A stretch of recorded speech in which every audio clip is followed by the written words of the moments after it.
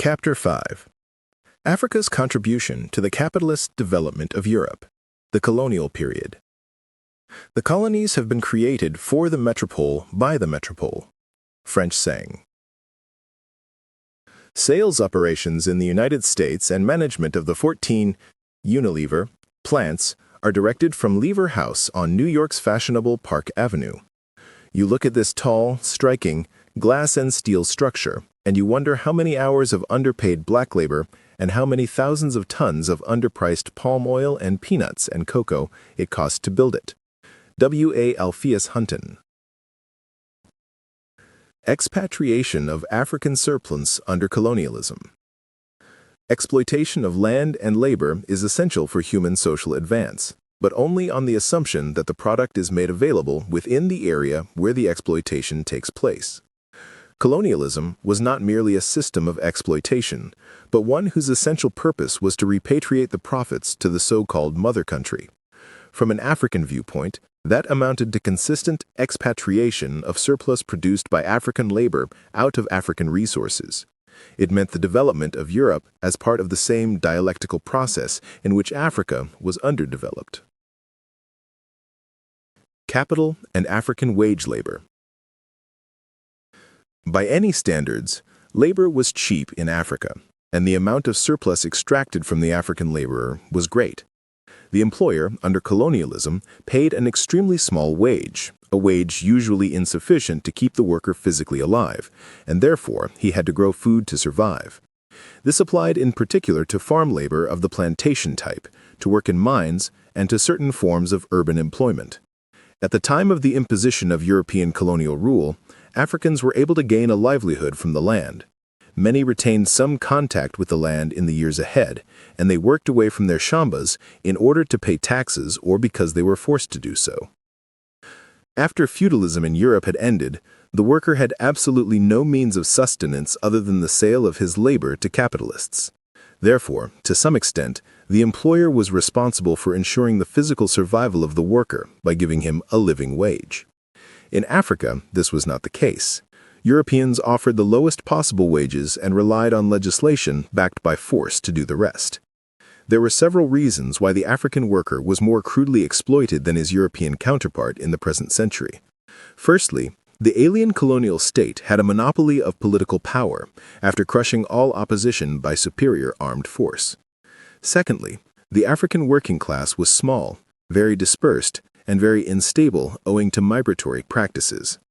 Thirdly, while capitalism was willing to exploit all workers everywhere, European capitalists in Africa had additional racist justifications for dealing unjustly with the African worker. The racist theory that the black man was inferior led to the conclusion that he deserved lower wages, and interestingly enough, the light-skinned Arab and Berber populations of North Africa were treated as blacks by the white racist French. The combination of the above factors, in turn, made it extremely difficult for African workers to organize themselves. It is only the organization and resoluteness of the working class which protects it from the natural tendency of the capitalist to exploit to the utmost. That is why in all colonial territories, when African workers realized the necessity for trade union solidarity, numerous obstacles were placed in their paths by the colonial regimes. Wages paid to workers in Europe and North America were much higher than wages paid to African workers in comparable categories. The Nigerian coal miner at Ingu earned 1 shilling per day for working underground and 9 pence per day for jobs on the surface.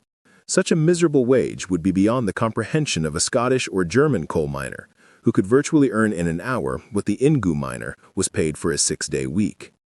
The same disparity existed with port workers.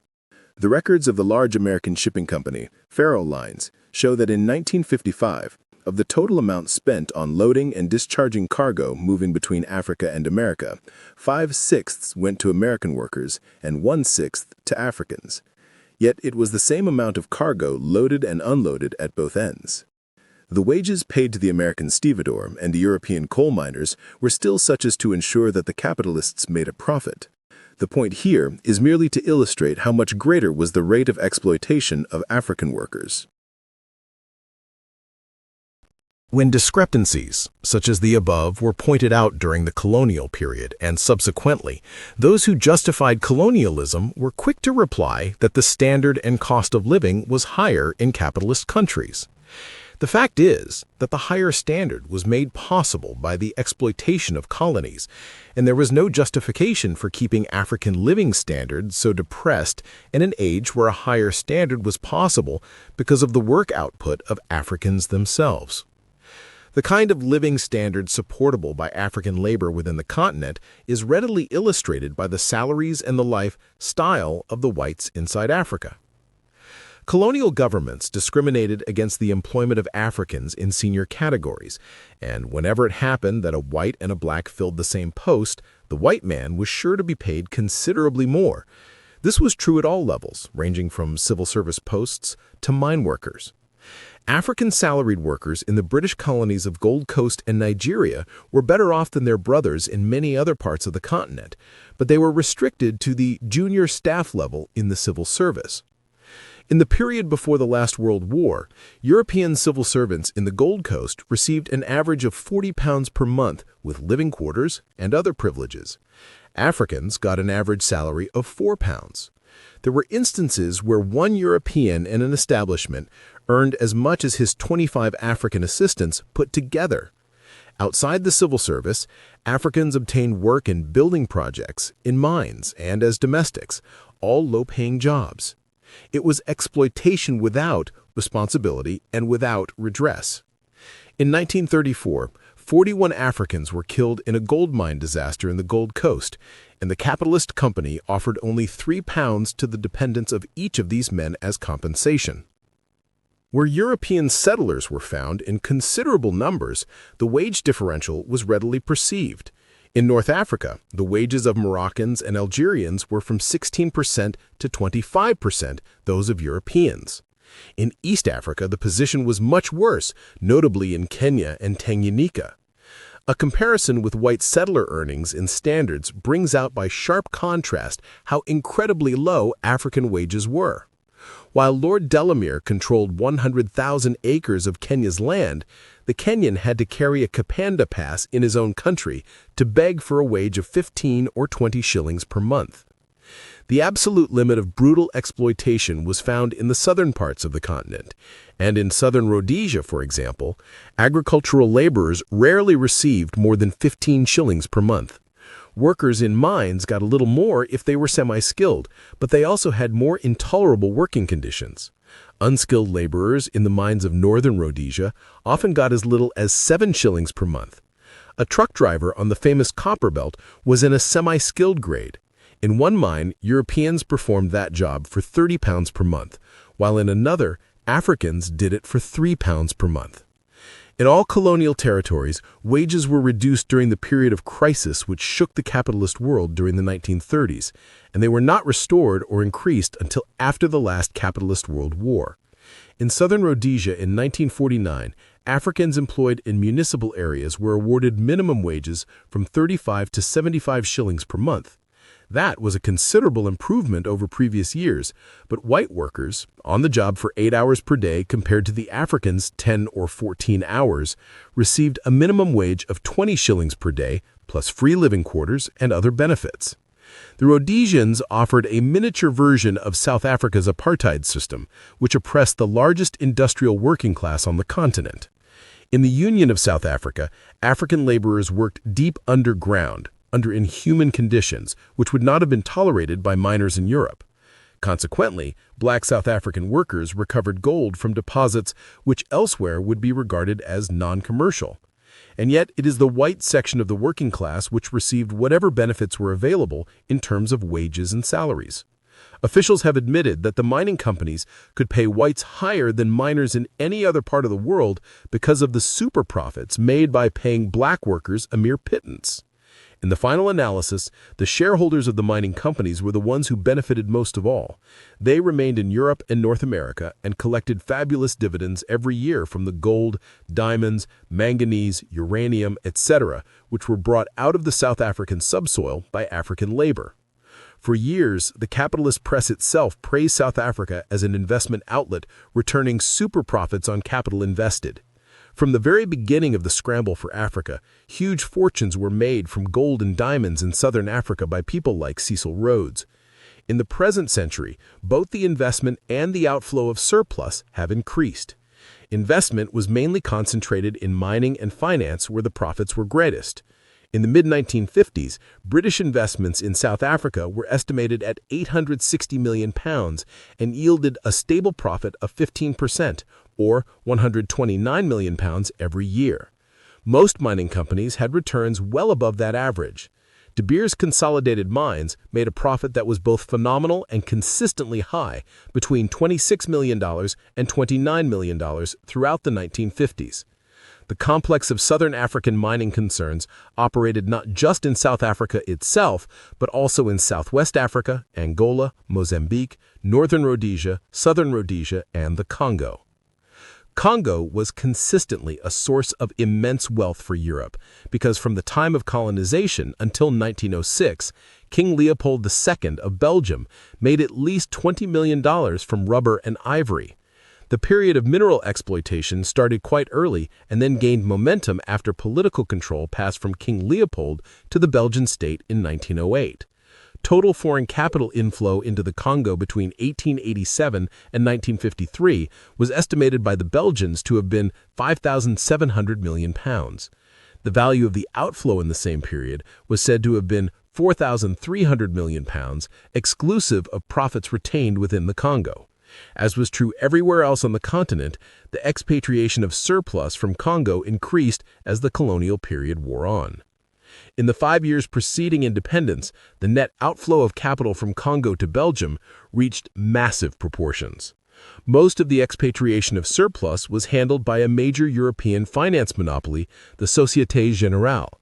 The Société Générale had as its most important subsidiary the Union Minière du Haut-Katanga, which has monopolized Congolese copper production since 1889 when it was known as the Compagnie de Katanga.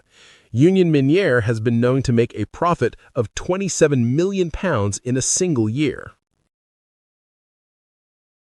It is no wonder that of the total wealth produced in Congo in any given year during the colonial period, more than one-third went out in the form of profits for big business and salaries for their expatriate staffs.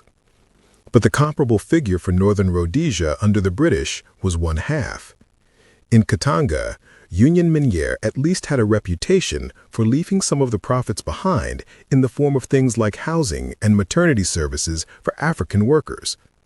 The Rhodesian copper belt companies expatriated profits without compunction. It should not be forgotten that outside Southern Africa, there were also significant mining operations during the colonial period. In North Africa, foreign capital exploited natural resources of phosphates, oil, lead, zinc, manganese, and iron ore. In Guinea, Sierra Leone, and Liberia, there were important workings of gold, diamonds, iron ore, and bauxite. To all that should be added the tin of Nigeria, the gold and manganese of Ghana, the gold and diamonds of Tanganyika, and the copper of Uganda and Congo-Brazzaville. In each case, an understanding of the situation must begin with an inquiry into the degree of exploitation of African resources and labor, and then must proceed to follow the surplus to its destination outside Africa, into the bank accounts of the capitalists who controlled the majority shares in the huge multinational mining combines. The African working class produced a less spectacular surplus for export with regard to companies engaged in agriculture.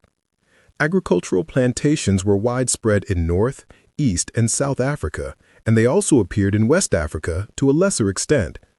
Their profits depended on the incredibly low wages and harsh working conditions imposed on African agricultural laborers, and on the fact that they invested very little capital in obtaining the land, which was robbed wholesale from Africans by colonial powers and then sold to whites at nominal prices. For instance, after the Kenyan highlands had been declared Crown land, the British handed over to Lord Delamere 100,000 acres of the best land at a cost of a penny per acre. Lord Francis Scott purchased 350,000 acres. The East African Estates Limited got another 350,000 acres, and the East African Syndicate took 100,000 acres adjoining Lord Delamere's estate, all at giveaway prices. Needless to say, Such plantations made huge profits, even if the rate was lower than in a South African gold mine or an Angolan diamond mine. During the colonial era, Liberia was supposedly independent, but to all intents and purposes, it was a colony of the United States. In 1926, the Firestone Rubber Company of the United States was able to acquire 1 million acres of forest land in Liberia at a cost of 6 cents per acre and 1% of the value of the exported rubber. Because of the demand for and the strategic importance of rubber, Firestone's profits from Liberia's land and labor carried them to 25th position among the giant companies of the United States. European trading companies versus the African peasant. So far, this section has been dealing with that part of the surplus produced by African wage earners in mines and plantations. But the African working class under colonialism was extremely small, and the vast majority of Africans engaged in the colonial money economy were independent peasants. How then can it be said that these self-employed peasants were contributing to the expatriation of African surplus? Apologists for colonialism argue that it was a positive benefit for such farmers to have been given the opportunity to create surplus by growing or collecting produce such as cocoa, coffee, palm oil. It is essential that this misrepresentation be clarified. A peasant growing a cash crop or collecting produce had his labor exploited by a long chain of individuals, starting with local businessmen. Sometimes those local businessmen were Europeans, very rarely were they Africans, and more usually they were a minority group brought in from outside and serving as intermediaries between the white colonialists and the exploited African peasant. In West Africa, the Lebanese and Syrians played this role, while in East Africa, the Indians rose to this position. Arabs were also in the middleman category in Zanzibar and a few other places on the East African coast. Cash crop peasants never had any of their own capital. They existed from one crop to another, depending on good harvests and good prices. Any bad harvest or fall of prices caused the peasants to borrow in order to find money to pay taxes and buy certain necessities. As security, they mortgaged their future crops to money lenders in the middleman category. Non-payment of debts could and did lead to their farms being taken away by the money lenders. The rate of interest on the loans was always fantastically high, amounting to what is known as usury. In East Africa, things were so bad that even the British colonial government had to step in and enact a native credit ordinance to protect Africans from Asian businessmen. However, in spite of some minor clashes between the colonialists and the middlemen, the two were part and parcel of the same apparatus of exploitation. On the whole, the Lebanese and Indians did the smaller jobs which Europeans could not be bothered with. They owned things like cotton gins, which separated the seed from the lint, while of course Europeans concentrated on the cotton mills in Europe. The middlemen also went out to the villages, while Europeans liked to stay in towns. In the villages, the Indians and Lebanese took over virtually all buying and selling, channeling most of the profits back to Europeans in the towns and those overseas. The share profits which went to middlemen was insignificant in comparison to those profits reaped by big European business interests and by the European governments themselves. The capitalist institution which came into most direct contact with African peasants was the Colonial Trading Company, that is to say, a company specializing in moving goods to and from the colonies.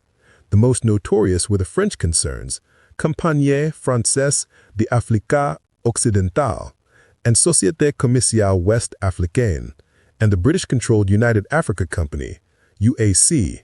These were responsible for expatriating a great proportion of Africa's wealth produced by peasant toil. Several of the colonial trading companies already had African blood on their hands from participation in the slave trade. Thus, after French merchants in Bordeaux made fortunes from the European slave trade, they transferred that capital to the trade in groundnuts from Senegal and Gambia in the middle of the 19th century. The firms concerned continued to operate in the colonial period, although they changed hands and there were a lot of mergers. In Senegal, Mauritania, and Mali, the names of Morel and Prom, Morel brothers, Buhan and Tesser, Dalmas and Clastre were all well known. Several of them were eventually incorporated into SCAO, which was dominated by a consortium of French and Swiss financiers. A parallel process in the French port of Marseille led to the transfer of slave trade capital into direct trade between Africa and France. After the end of the First World War, most of the small Marseille firms were absorbed into the massive CFAO, which imported into French West Africa whatever European goods the market would take, and exported in turn the agricultural produce that was largely the consequence of peasant labor. CFAO also had British and Dutch capital, and its activities extended into Liberia and into British and Belgian colonies. It is said that SCAO and CFAO made a profit of up to 90% in good years and 25% in bad years. In Britain, the notorious slave-trading port of Liverpool was the first to switch to palm oil early in the 19th century when the trade in slaves became difficult or impossible. This meant that Liverpool firms were no longer exploiting Africa by removing its labor physically to another part of the world. Instead, they were exploiting the labor and raw materials of Africa inside Africa. Throughout the 19th century and right into the colonial era, Liverpool concentrated largely on importing African peasant produce. Backed by the industrial districts of Manchester and Cheshire, this British port was in control of a great proportion of Britain's and Europe's trade with Africa in the colonial period, just as it had done in the slave trade period. Glasgow also had a keen interest in the colonial trade, and so did the merchants and big business interests of London. By 1929, London replaced Liverpool as the chief port dealing with African import and export. As indicated, the UAC was the British company which was best known among the commercial concerns. It was a subsidiary of the giant Anglo-Dutch monopoly Unilever, and its agencies were found in all the British colonies of West Africa and on a smaller scale in East Africa. Unilever also controlled the Compagnie des Neiges Français, the Compagnie Française de la Côte d'Ivoire, SCKM in Chad, NSOCO in Senegal, NSCA in Portuguese Guinea, and John Walken and Company Limited in Dahomey. Certain other British and French firms were not found in every colony, but they did well in the particular area in which they were entrenched. For example, there was John Holt in Nigeria. In East Africa, the import-export business tended to have smaller firms than in West Africa, but even so there were 5 or 6 which were much larger than the rest and appropriated the largest amounts. One of the oldest was Smith Mackenzie, which was an offshoot of the Scottish company of Mackinnon and Mackenzie, which had spearheaded British colonization in East Africa and which also had interests in India. Other notable commercial firms were those of A. Bouman, Wigglesworth and Company, Dalgetty, Leslie and Anderson, Raleigh Bros, Michael Cones, Joseph Hansen, the African Mercantile and Twenche Overseas Trading Company. Some of them amalgamated before colonial rule was over, and they all had several other subsidiaries as well as themselves being related to bigger companies in the metropoles. The UAC also had a slice of the East African import trade, having bought up the rum of Gailey and Roberts, which was started by white settlers in 1904. The pattern of appropriation of surplus in East Africa was easy to follow in that there was centralization of the extractive mechanisms in Nairobi and the port of Mombasa. All the big firms operated from Nairobi, with important offices in Mombasa to deal with warehousing, shipping, insuring. Uganda and Tanganyika were then brought into the picture via their capital cities of Kampala and Dar es Salaam, where the big firms had branches. Up to the start of the last war, the volume of trade from East Africa was fairly small, but it jumped rapidly after that. For instance, the value of Kenyan imports rose from £4 million in 1938 to £34 million in 1950 and to £70 million in 1960. The value of exports was of course rising at the same time, and the commercial firms were among the principal beneficiaries of the growth in foreign trade. Trading companies made huge fortunes on relatively small investments in those parts of Africa where peasant cash crop farming was widespread. The companies didn't have to spend a penny to grow the agricultural raw materials. The African peasant went in for cash crop farming for many reasons. A minority eagerly took up the opportunity to continue to acquire European goods, which they had become accustomed to during the pre-colonial period. Many others in every section of the continent took to earning cash because they had to pay various taxes in money or because they were forced to work. Good examples of Africans literally being forced to grow cash crops by gun and whip were to be found in Tanganyika under German rule, in Portuguese colonies, and in French Equatorial Africa and the French Sudan in the 1930s. In any event, there were very few cases where the peasant was wholly dependent on the cash for his actual sustenance. The trading companies took full advantage of that fact. Knowing that an African peasant and his family would keep alive by their own food shambas, the companies had no obligation to pay prices sufficient for the maintenance of a peasant and his family. In a way, the companies were simply receiving tribute from a conquered people without even the necessity to trouble themselves as to how the tributary goods were produced. Trading companies also had their own means of transport inside Africa, such as motor vessels and trucks, but usually they transferred the burden of transport costs onto the peasant via the Lebanese or Indian middlemen. Those capitalist companies held the African farmer in a double squeeze by controlling the price paid for the crop and by controlling the price of imported goods such as tools, clothing, and bicycles to which peasants aspired. For example, the prices of palm products were severely reduced by the UAC and other trading companies in Nigeria in 1929, while the cost of living was rising owing to increased charges for imported goods. In 1924, the price for palm oil had been 14 shillings per gallon. This fell to 7 in 1928 and to slightly over 1 shilling in the following year. Although the trading companies received less for every toil of palm oil during the Depression years, their profit margin increased, showing how brazenly surplus was being pounded out of the peasant. In the midst of the Depression, the UAC was showing a handsome profit.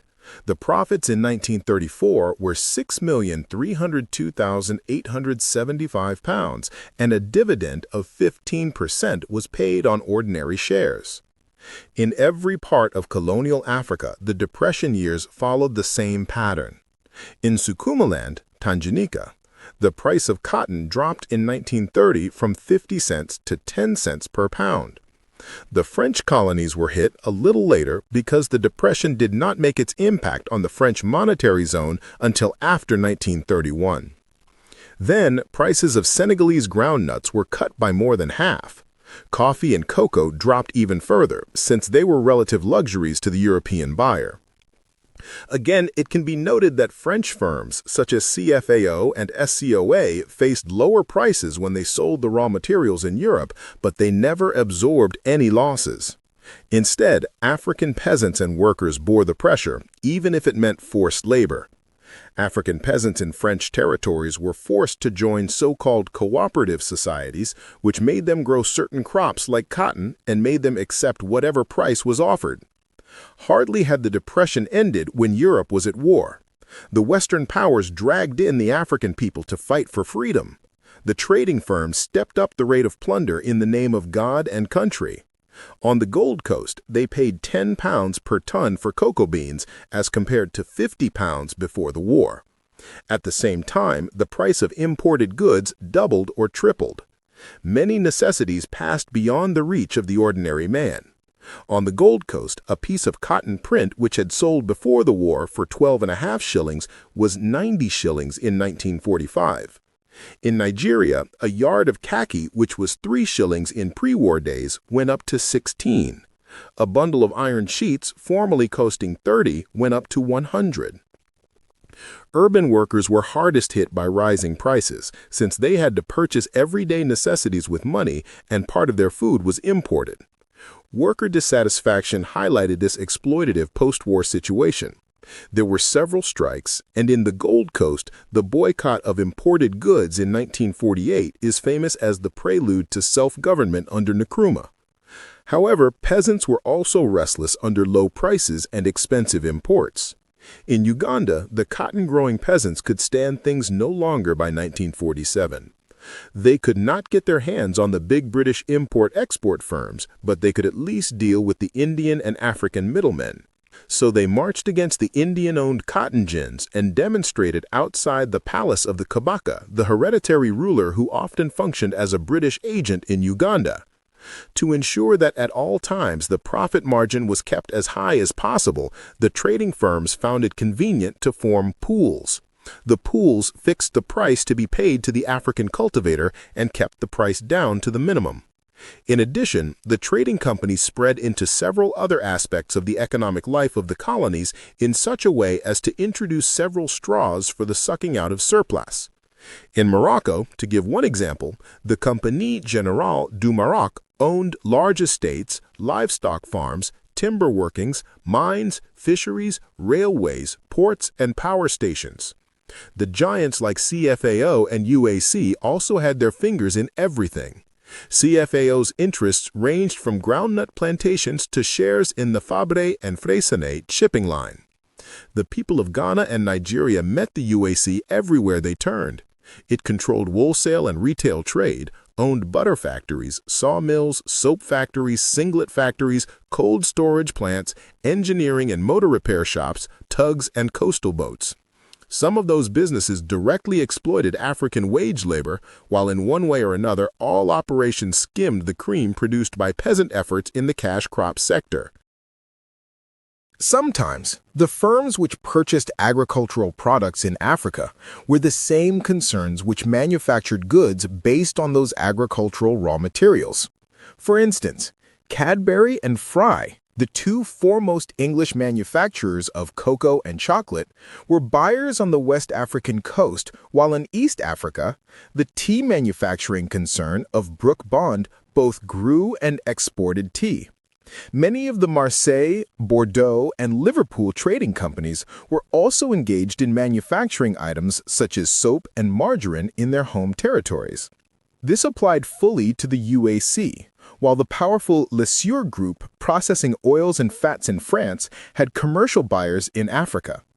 However, it is possible to separate the trading operations from the industrial ones. The latter represented the final stage in the long process of exploiting the labor of African peasants, in some ways the most damaging stage. Peasants worked for large numbers of hours to produce a given cash crop, and the price of the product was the price of those long hours of labor. Since primary produce from Africa has always received low prices, it follows that the buyer and user of the raw material was engaging in massive exploitation of the peasants. The above generalization can be illustrated with reference to cotton, which is one of the most widely encountered cash crops in Africa. The Ugandan farmer grew cotton which ultimately made its way into an English factory in Lancashire or a British-owned factory in India. The Lancashire factory owner paid his workers as little as possible, but his exploitation of their labor was limited by several factors. His exploitation of the labor of the Ugandan peasant was unlimited because of his power in the colonial state, which ensured that Ugandans worked long hours for very little. Besides, the price of the finished cotton shirt was so high that when re-imported into Uganda, cotton in the form of a shirt was beyond the purchasing power of the peasant who grew the cotton. The differences between the prices of African exports of raw materials and their importation of manufactured goods constituted a form of unequal exchange. Throughout the colonial period, this inequality in exchange got worse. Economists refer to the process as one of deteriorating terms of trade. In 1939, with the same quality of primary goods, colonies could buy only 60% of manufactured goods which they bought in the decade 1870 to 80 before colonial rule. By 1960, the amount of European manufactured goods purchasable by the same quantity of African raw materials had fallen still further. There was no objective economic law which determined that primary produce should be worth so little. Indeed, the developed countries sold certain raw materials like timber and wheat at much higher prices than a colony could command. The explanation is that the unequal exchange was forced upon Africa by the political and military supremacy of the colonizers. Just as in the sphere of international relations, unequal treaties were forced upon small states in the dependencies, like those in Latin America. The unequal nature of the trade between the metropole and the colonies was emphasized by the concept of the protected market, which meant even an inefficient metropolitan producer could find a guaranteed market in the colony where his class had political control. Furthermore, as in the preceding era of pre-colonial trade, European manufacturers built up useful sidelines of goods which would have been substandard in their own markets, especially in textiles.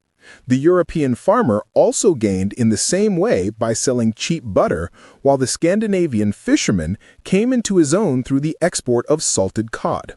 Africa was not a large market for European products compared to other continents, but both buying prices and selling prices were set by European capitalists. That certainly allowed their manufacturers and traders more easy access to the surplus of wealth produced in Africa than they would have had if Africans were in a position to raise the price of their own exports. Shipping and banking services. Channels for the exploitation of surplus were not exhausted by the trading companies and the industrial concerns. The shipping companies constituted an exploitative channel that cannot be overlooked. The largest shipping companies were those under the flags of the colonizing nations, especially the British. The shippers were virtually a law unto themselves, being very favorably regarded by their home governments as earners of super profits, as stimulators of industry and trade, as carriers of mail, and as contributors to the navy when war came. African peasants had absolutely no control over the freight rates which were charged, and actually paid more than citizens in other lands.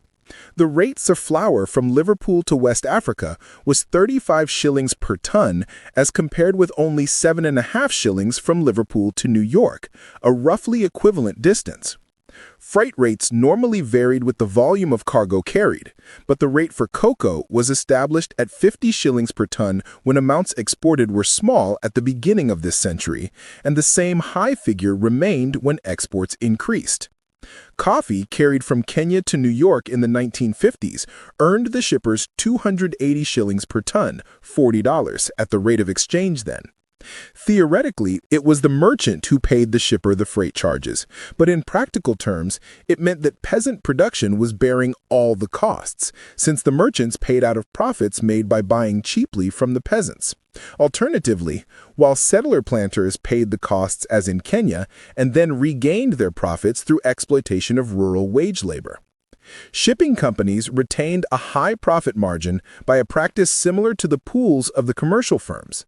They established what were known as conference lines, which allowed two or more shippers to share the freight loads between themselves on the most favorable basis possible. Their returns on investment were so high and their greed so uncontrollable that even the merchants of the colonizing powers protested. From 1929 to 1931, the UAC, backed by Unilever, engaged in an economic war with the West African Lines Conference, comprising the British shipping firm of Elder Dempster, the Holland West Africa Line, and the German West Africa Line. In that instance, the trading monopoly won a victory over the shipping monopoly, but it was a fight between two elephants, and the grass was trampled all the more. At the end of it all, the African peasant was the greatest loser, because both traders and shippers adjusted their differences by lowering prices of primary products as paid to Africans. In the background of the colonial scene hovered the banks, insurance companies, maritime underwriters, and other financial houses. One can say in the background because the peasant never dealt directly with such institutions and was generally ignorant of their exploiting functions. The peasant or worker had no access to bank loans because he had no securities or collateral. Banks and finance houses dealt only with other capitalists who could prove to the bankers that whatever happened, the bank would recover its money and make a profit. In the epoch of imperialism, the bankers became the aristocrats of the capitalist world, so in another sense they were very much in the foreground. The amount of surplus produced by African workers and peasants and passing into the hands of metropolitan bankers is quite phenomenal. They registered a return on capital higher even than the mining companies, and each new direct investment that they made spelled further alienation of the fruits of African labor. Furthermore, all investment in the colonies meant, in effect, the involvement of the big finance monopolies, since the smallest trading company was ultimately linked to a big banker. The returns on colonial investment were consistently higher than those in investments in the metropoles, so the financiers stood to benefit from sponsoring colonial enterprise. In the earliest years of colonialism, the banks of Africa were small and relatively independent. This applied to the Banque de Senegal, started as early as 1853, and to the Bank of British West Africa, which began as an offshoot of the shipping firm of Elder Dempster. However, the great banking houses of Europe, which had carried on remote control of developments ever since the 1880s, soon moved in directly on the colonial banking scene when the volume of capitalist transactions made this worthwhile. The Banque de Senegal merged into the Banque de l'Afrique Occidentale, BAO, in 1901, acquiring links with the powerful Bank of Indochina, which in turn was a special creation of several powerful metropolitan French bankers. In 1924, the Banque Commerciale de l'Afrique, BCA, emerged in the French territories, linked with the Crédit Lyonnais and the BNCI in France. By that time, the Bank of British West Africa had its finance backed by Lloyds Bank, Westminster Bank, the Standard Bank, and the National Provincial Bank, all in England. The other great English banking firm, Barclays, moved directly into Africa. It purchased the Colonial Bank and set it up as Barclays DCO, that is, Dominion and Colonial. The Bank of British West Africa, which became the Bank of West Africa in 1957, and Barclays held between them the lion's share of the banking business of British West Africa, just as French West and Equatorial Africa were shared out between the BAO and the BCA. There was also a union of French and British banking capital in West Africa in 1949, with the formation of the British and French West African Bank. French and Belgian exploitation also overlapped in the financial sphere, since the Société Générale had both French and Belgian capital. It supported banks in French Africa and the Congo. Other weaker colonial powers were served by the international banks, such as Barclays, and also used their colonial territories as grazing ground for their own national banks. In Libya, the Banco de Roma and the Banco de Napoli operated, while in Portuguese territories, the most familiar name was that of the Banco Ultramarino. In southern Africa, the outstanding banking firm was the Standard Bank of South Africa Ltd., started in 1862 in the Cape Colony by the heads of business houses having close connections with London. Its headquarters were placed in London, and it made a fortune out of financing gold and diamond strikes and through handling the loot of Cecil Rhodes and De Beers. By 1895, the Standard Bank spread into Bechuanaland, Rhodesia, and Mozambique, and it was the second British bank to be established in British East Africa. The actual scale of profits was quite formidable. In a book officially sponsored by the Standard Bank, the writer modestly concluded as follows: "Little attention has been paid in the text of this book to the financial outcome of the Standard Bank's activities, yet their profitability was an inevitable outcome of survival and was therefore bound to be its primary objective from first to last." In 1960, the Standard Bank produced a net profit of £1,181,000 and paid a 14% dividend to its shareholders. Most of the latter were in Europe or else were whites in South and East Africa, while the profit was produced mainly by the black people of South and East Africa. Furthermore, these European banks transferred the reserves of their African branches to the London head office to be invested in the London money market. This was the way in which they most rapidly expatriated African surplus to the metropoles. The first bank to be set up in East Africa in the 1990s was an offshoot of a British bank operating in India. It later came to be called the National and Grindlays.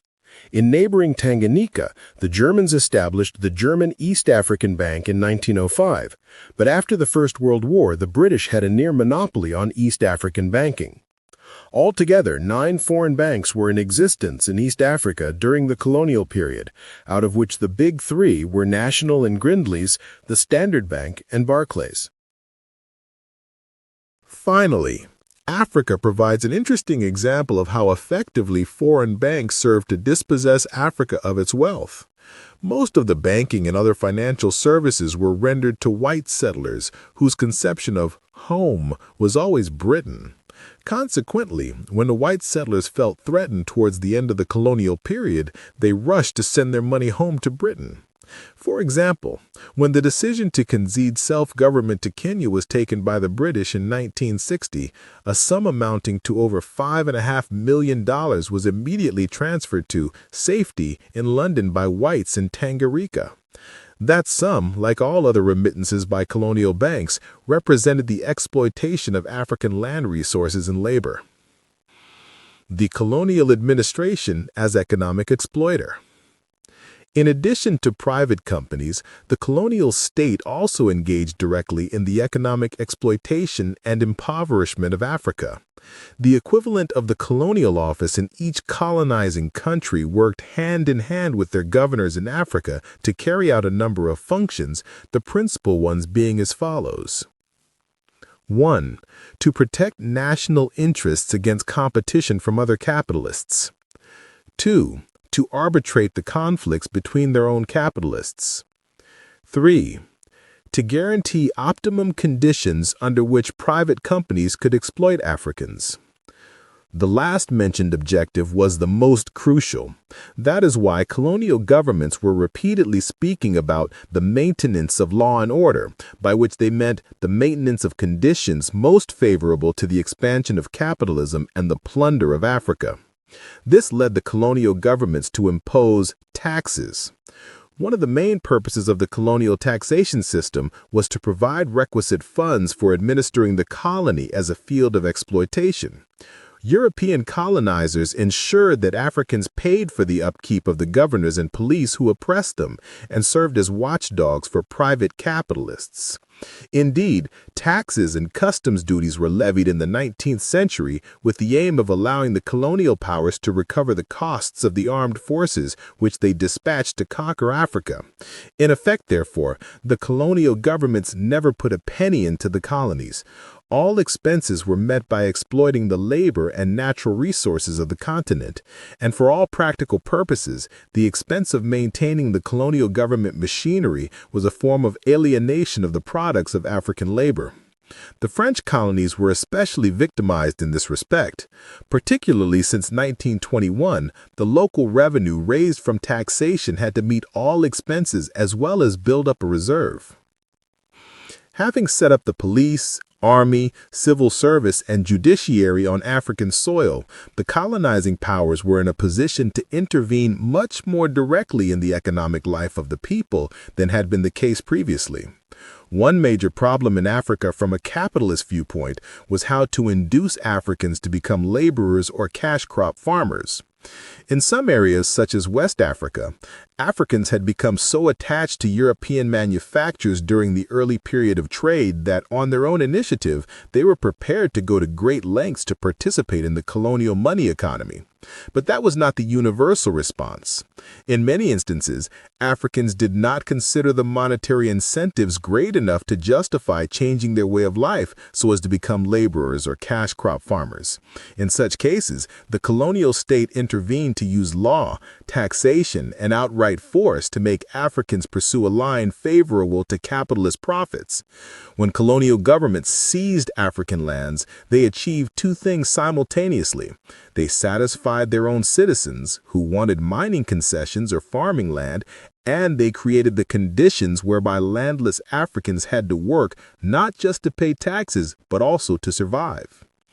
In settler areas such as Kenya and Rhodesia, the colonial government also prevented Africans from growing cash crops so that their labor would be available directly for the whites. One of the Kenyan white settlers, Colonel Grogan, put it bluntly when he said of the Kikuyu, "We have stolen his land. Now we must steal his limbs." Compulsory labor is the corollary of our occupation of the country. In those parts of the continent where land was still in African hands, colonial governments forced Africans to produce cash crops, no matter how low the prices were. The favorite technique was taxation. Money taxes were introduced on numerous items: cattle, land, houses, and the people themselves. Money to pay taxes was got by growing cash crops or working on European farms or in their mines. An interesting example of what colonialism was all about was provided in French Equatorial Africa, where French officials banned the Manja people, now in Congo-Brazzaville, from hunting so that they would engage solely in cotton cultivation.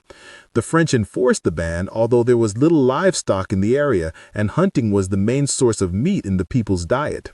Finally, when all else failed, colonial powers resorted widely to the physical coercion of labor, backed up, of course, by legal sanctions, since anything that the colonial government chose to do was legal.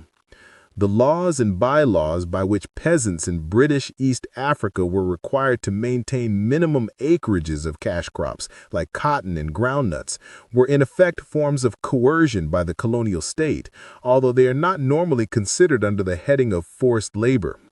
The simplest form of forced labor was that which colonial governments exacted to carry out public works. Labor for a given number of days per year had to be given free for these public works: building castles for governors, prisons for Africans, barracks for troops, and bungalows for colonial officials. A great deal of this forced labor went into the construction of roads, railways, and ports to provide the infrastructure for private capitalist investment and to facilitate the export of cash crops. Taking only one example from the British colony of Sierra Leone, one finds that the railway, which started at the end of the 19th century, required forced labor from thousands of peasants driven from the villages. The hard work and appalling conditions led to the death of a large number of those engaged in work on the railway.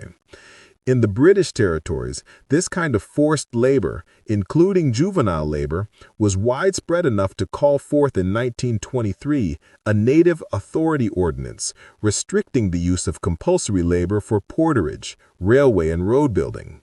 More often than not, means were found of circumventing this legislation. An international forced labor convention was signed by all colonial powers in 1930, but again, it was flouted in practice. The French government had a cunning way of getting free labor by first demanding that African males should enlist as French soldiers, and then using them as unpaid laborers. This and other forced labor legislation, known as prestation, was extensively applied in vast areas of French Sudan and French Equatorial Africa.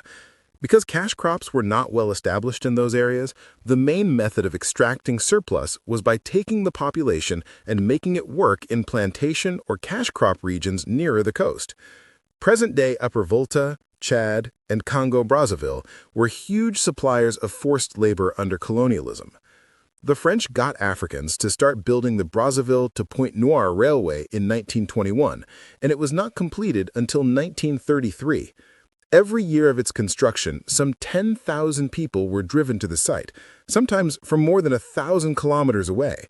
At least 25% of the labor force died annually from starvation and disease, the worst period being from 1922 to 1929.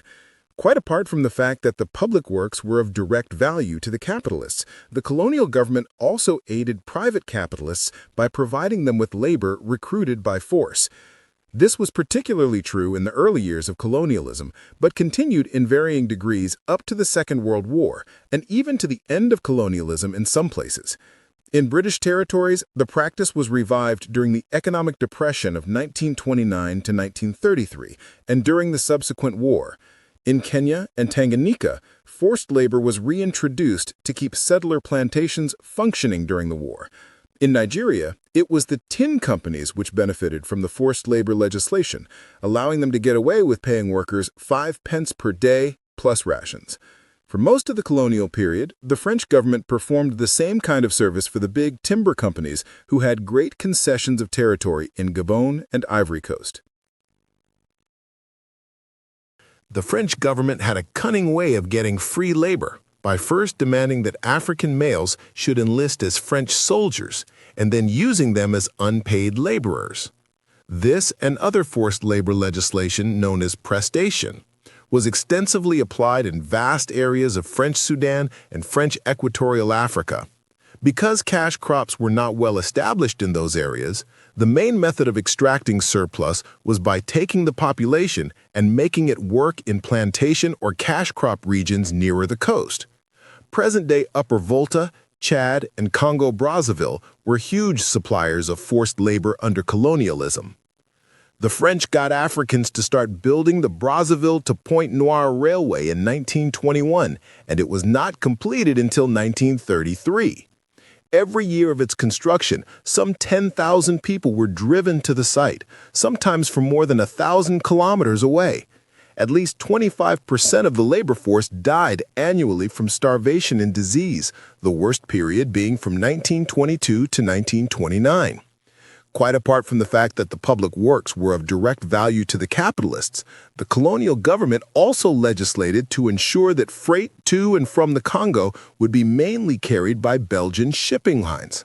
And the French government placed high taxes on groundnuts brought into France by foreign ships, which was another way of ensuring that groundnuts from French Africa would be exported in French ships.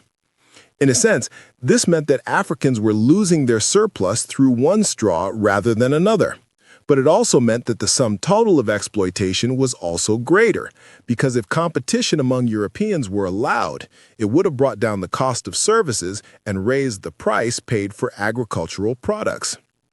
Africans suffered most from exclusive trade with the mother country in cases where the mother country was backward. African peasants in Portuguese colonies got lower prices for their crops and paid more for imported items. Yet Britain, the biggest of the colonialists in Africa, was also faced with competition from the more vigorous capitalists of Germany, the United States, and Japan. British merchants and industrialists lobbied their government to erect barriers against competition. For example, Japanese cloth exports to British East Africa rose from 25 million yards in 1927 to 63 million yards in 1933, and this led Walter Runkleman, president of the British Board of Trade, to get Parliament to impose heavy tariffs on Japanese goods entering British colonies in Africa. This meant that Africans had to pay higher prices for a staple import, since British cloth was more expensive. From the viewpoint of the African peasant, that amounted to further alienation of the fruits of his labor. A perfect illustration of the identity of interests between the colonial governments and their bourgeois citizens was provided by the conduct of produce marketing boards in Africa. The origins of the boards go back to the Gold Coast cocoa holdup of 1937. For several months, cocoa farmers refused to sell their crop unless the price was raised. An apparently favorable result of the holdup was that the British government agreed to set up a marketing board to purchase cocoa from the peasants in place of the big business interests like UAC and Cadbury, which had up until then been the buyers. A West African Cocoa Control Board was set up in 1938, but the British government used this as a bush to hide the private capitalists and to allow them to continue making their exorbitant profits. In theory, a marketing board was supposed to pay the peasant a reasonable price for his crop. The board sold the crop overseas and kept a surplus for the improvement of agriculture and for paying the peasants a stable price if world market prices declined. In practice, the boards paid peasants a low fixed rate during many years when world prices were rising. None of the benefits went to Africans, but rather to the British government itself and to the private companies which were used as intermediaries in the buying and selling of the produce. Big companies like the UAC and John Holt were given quotas to fulfill on behalf of the boards. As agents of the government, they were no longer exposed to direct attack, and their profits were secure. The idea of the marketing boards gained support from top British policymakers because the war came just at that time, and the British government was anxious to take steps to secure certain colonial products in the necessary quantities and at the right times, given the limited number of ships available for commercial purposes during war. They were also anxious to save private capitalists who were adversely affected by events connected with the war. For example, East African sisal became of vital importance to Britain and her war allies after the Japanese cut off supplies of similar hard fibers from the Philippines and Dutch East Indies. Actually, even before fighting broke out, sisal was bought in bulk by the British government to help the non-African plantation owners in East Africa who had lost markets in Germany and other parts of Europe. Similarly, oilseeds, such as palm produce and groundnuts, were bought by a board from September 1939 in preparation for shortages of butter and marine oils. With regard to all peasant cash crops, the produce marketing boards made purchases at figures that were way below world market prices. For instance, the West African Produce Board paid Nigerians a bit under £17 for a ton of palm oil in 1946, and sold that through the Ministry of Food for £95, which was nearer the world market price. Groundnuts, which received £15 per ton when bought by the boards, were later sold in Britain at £110 per ton. Furthermore, export duties were levied on the board's sales by the colonial administrators, and that was an indirect tax on the peasants.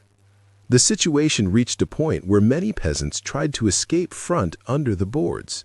In Sierra Leone in 1952, the price for coffee was so low that growers smuggled their crop into nearby French territories. At about the same time, Nigerian peasants were running away from palm oil into rubber collection or timber felling, which did not come under the jurisdiction of the produce boards. If one accepts that the government is always the servant of a particular class, it is perfectly understandable that the colonial governments should have been in collusion with capitalists to siphon off surplus from Africa to Europe.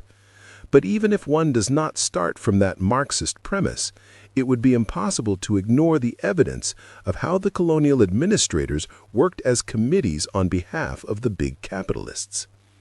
The governors in the colonies had to listen to the local representatives of the companies and to their principals.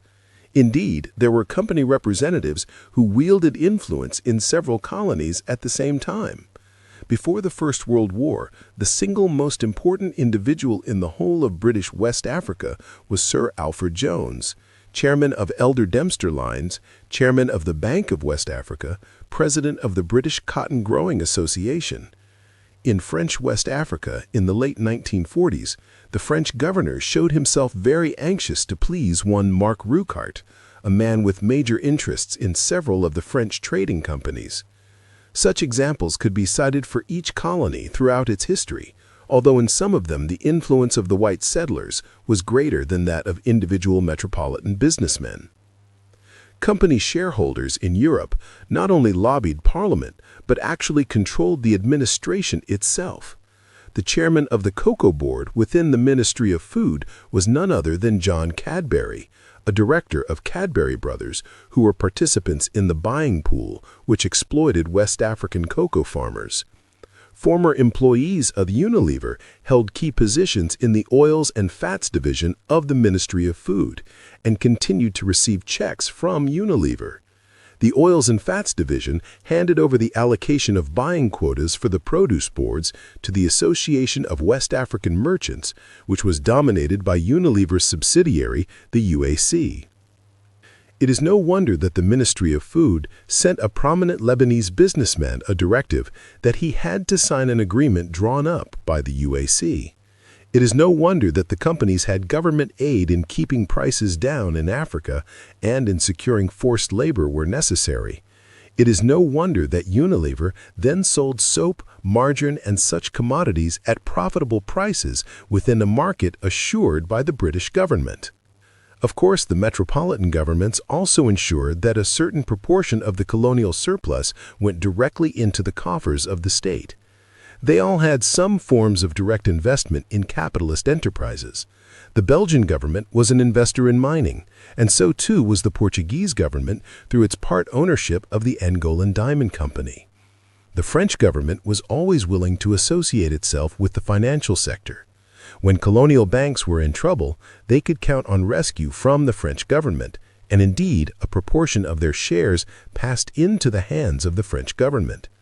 The British colonial government was perhaps the least anxious to become directly involved in everyday business enterprises, but it did run the eastern Nigerian coal mines apart from railways.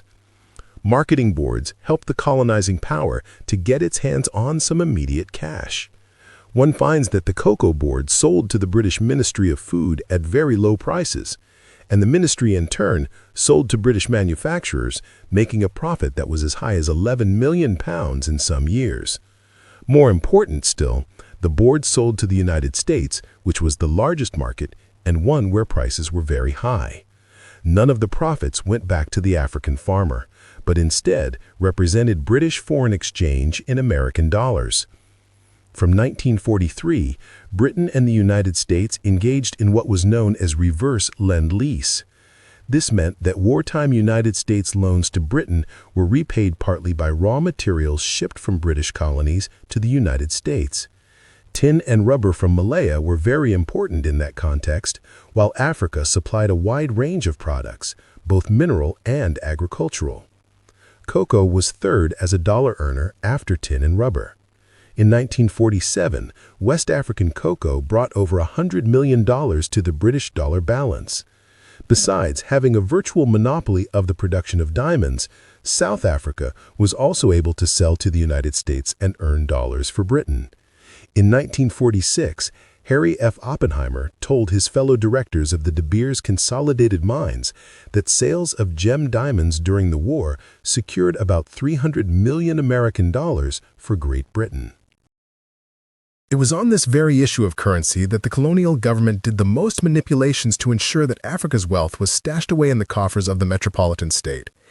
To the British colonial sphere, coins and notes were first issued through private banks. Then this function was taken over by the West African Currency Board and the East African Currency Board, established in 1912 and 1919 respectively. The currency issued by those boards in the colonies had to be backed by sterling reserves, which was money earned by Africa.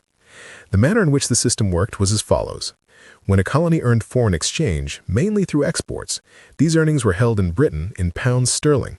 An equivalent amount of local East or West African currency was issued for circulation in the respective colonies, while the sterling was invested in British government stock, thereby earning even more profit for Britain. The commercial banks worked hand in hand with the metropolitan government and the currency boards to make the system work. Together, they established an intricate financial network which served the common end of enriching Europe at Africa's expense.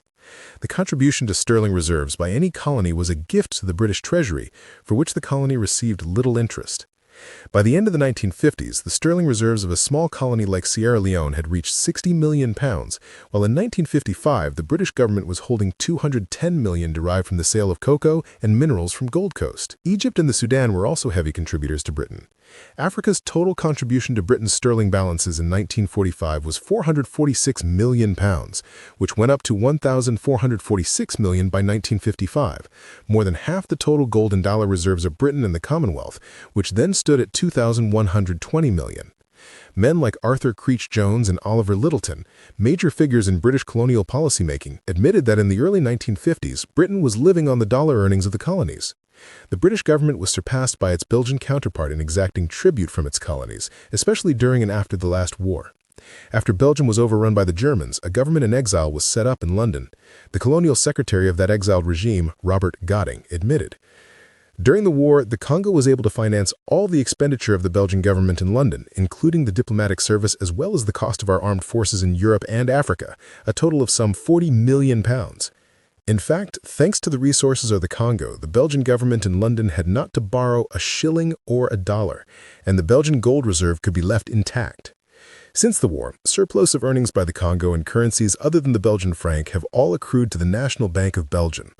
Therefore, quite apart from all that the private capitalists looted from Congo, the Belgian government was also a direct beneficiary to the tune of millions of francs per annum. To discuss French colonialism in this context would be largely to repeat remarks made with reference to the British and Belgians. Guinea was supposedly a poor colony, but in 1952 it earned France 1 billion old francs, or about $5.6 million in foreign exchange based on the sale of bauxite, coffee, and bananas. French technical techniques were slightly different from those of other colonial powers. France tended to use the commercial banks more rather than set up separate currency boards. France also squeezed more out of Africans by imposing levies for military purposes. The French government dressed Africans in French army uniforms and used them to fight other Africans, to fight other colonized peoples like the Vietnamese, and to fight in European wars. The colonial budgets had to bear the cost of sending these African French soldiers to die, but if they returned alive, they had to be paid pensions out of African funds. To sum up briefly, colonialism meant a great intensification of exploitation within Africa to a level much higher than that previously in existence under communalism or feudal-type African societies. Simultaneously, it meant the export of that surplus in massive proportions, which was the central purpose of colonialism. The strengthening of the technological and military aspects of capitalism. A preliminary examination of the non-monetary benefits of colonialism to Europe. There are still some bourgeois propagandists who assert that colonialism was not a paying concern for Europeans, just as there are those who say that the slave trade was not profitable to Europeans. It is not worthwhile to engage in a direct refutation of such a viewpoint, since it consumes time which could otherwise be more usefully employed. The foregoing section was a statement on the level of actual monetary profits made by colonialist powers out of Africa. But Africa's contribution to European capitalism was far greater than mere monetary returns. The colonial system permitted the rapid development of technology and skills within the metropolitan sectors of imperialism. It also allowed for the elaboration of the modern organizational techniques of the capitalist firm and of imperialism as a whole. Indeed, colonialism gave capitalism an added lease on life and prolonged its existence in Western Europe, which had been the cradle of capitalism. At the beginning of the colonial period, science and technology as applied to production already had a firm base inside Europe, a situation which was itself connected to overseas trade, as previously explained. Europe then was entering the age of electricity, of advanced ferrous and non-ferrous metallurgy, and of the proliferation of manufactured chemicals. All of these were carried to great heights during the colonial period. Electrical devices were raised to the qualitatively new level of electronics, incorporating miniaturization of equipment, fantastic progress in telecommunications, and the creation of computers. Chemical industries were producing a wide range of synthetic substitutes for raw materials, and a whole new branch of petrochemicals had come into existence. The combination of metals by metallurgical innovations meant that products could be offered to meet far-reaching demands of heat resistance, lightness, tensile strength. At the end of colonialism, say 1960, Europe was on the verge of another epoch, that of nuclear power. It is common knowledge that the gap between the output of the metropoles and that of the colonies increased by at least 15 to 20 times during the epoch of colonialism. More than anything else, it was the advance of scientific technique in the metropoles which was the cause of the great gulf between African and Western European levels of productivity by the end of the colonial period. Therefore, it is essential to understand the role of colonialism itself in bringing about the scientific progress in the metropoles and its application to industry. It would be extremely simple-minded to say that colonialism in Africa or anywhere else caused Europe to develop its science and technology. The tendency towards technological innovation and renovation was inherent in capitalism itself because of the drive for profits. However, it would be entirely accurate to say that the colonization of Africa and other parts of the world formed an indispensable link in a chain of events which made possible the technological transformation of the base of European capitalism. Without that link, European capitalism would not have been producing goods and services at the level attained in 1960. In other words, our very yardsticks for measuring developed and underdeveloped nations would have been different. Profits from African colonialism mingled with profits from every other source to finance scientific research. This was true in the general sense that the affluence of capitalist society in the present century allowed more money and leisure for research. It is also true because the development of capitalism in the imperialist epoch continued the division of labor inside the capitalist metropoles to the point where scientific research was a branch of the division of labor and indeed one of its most important branches.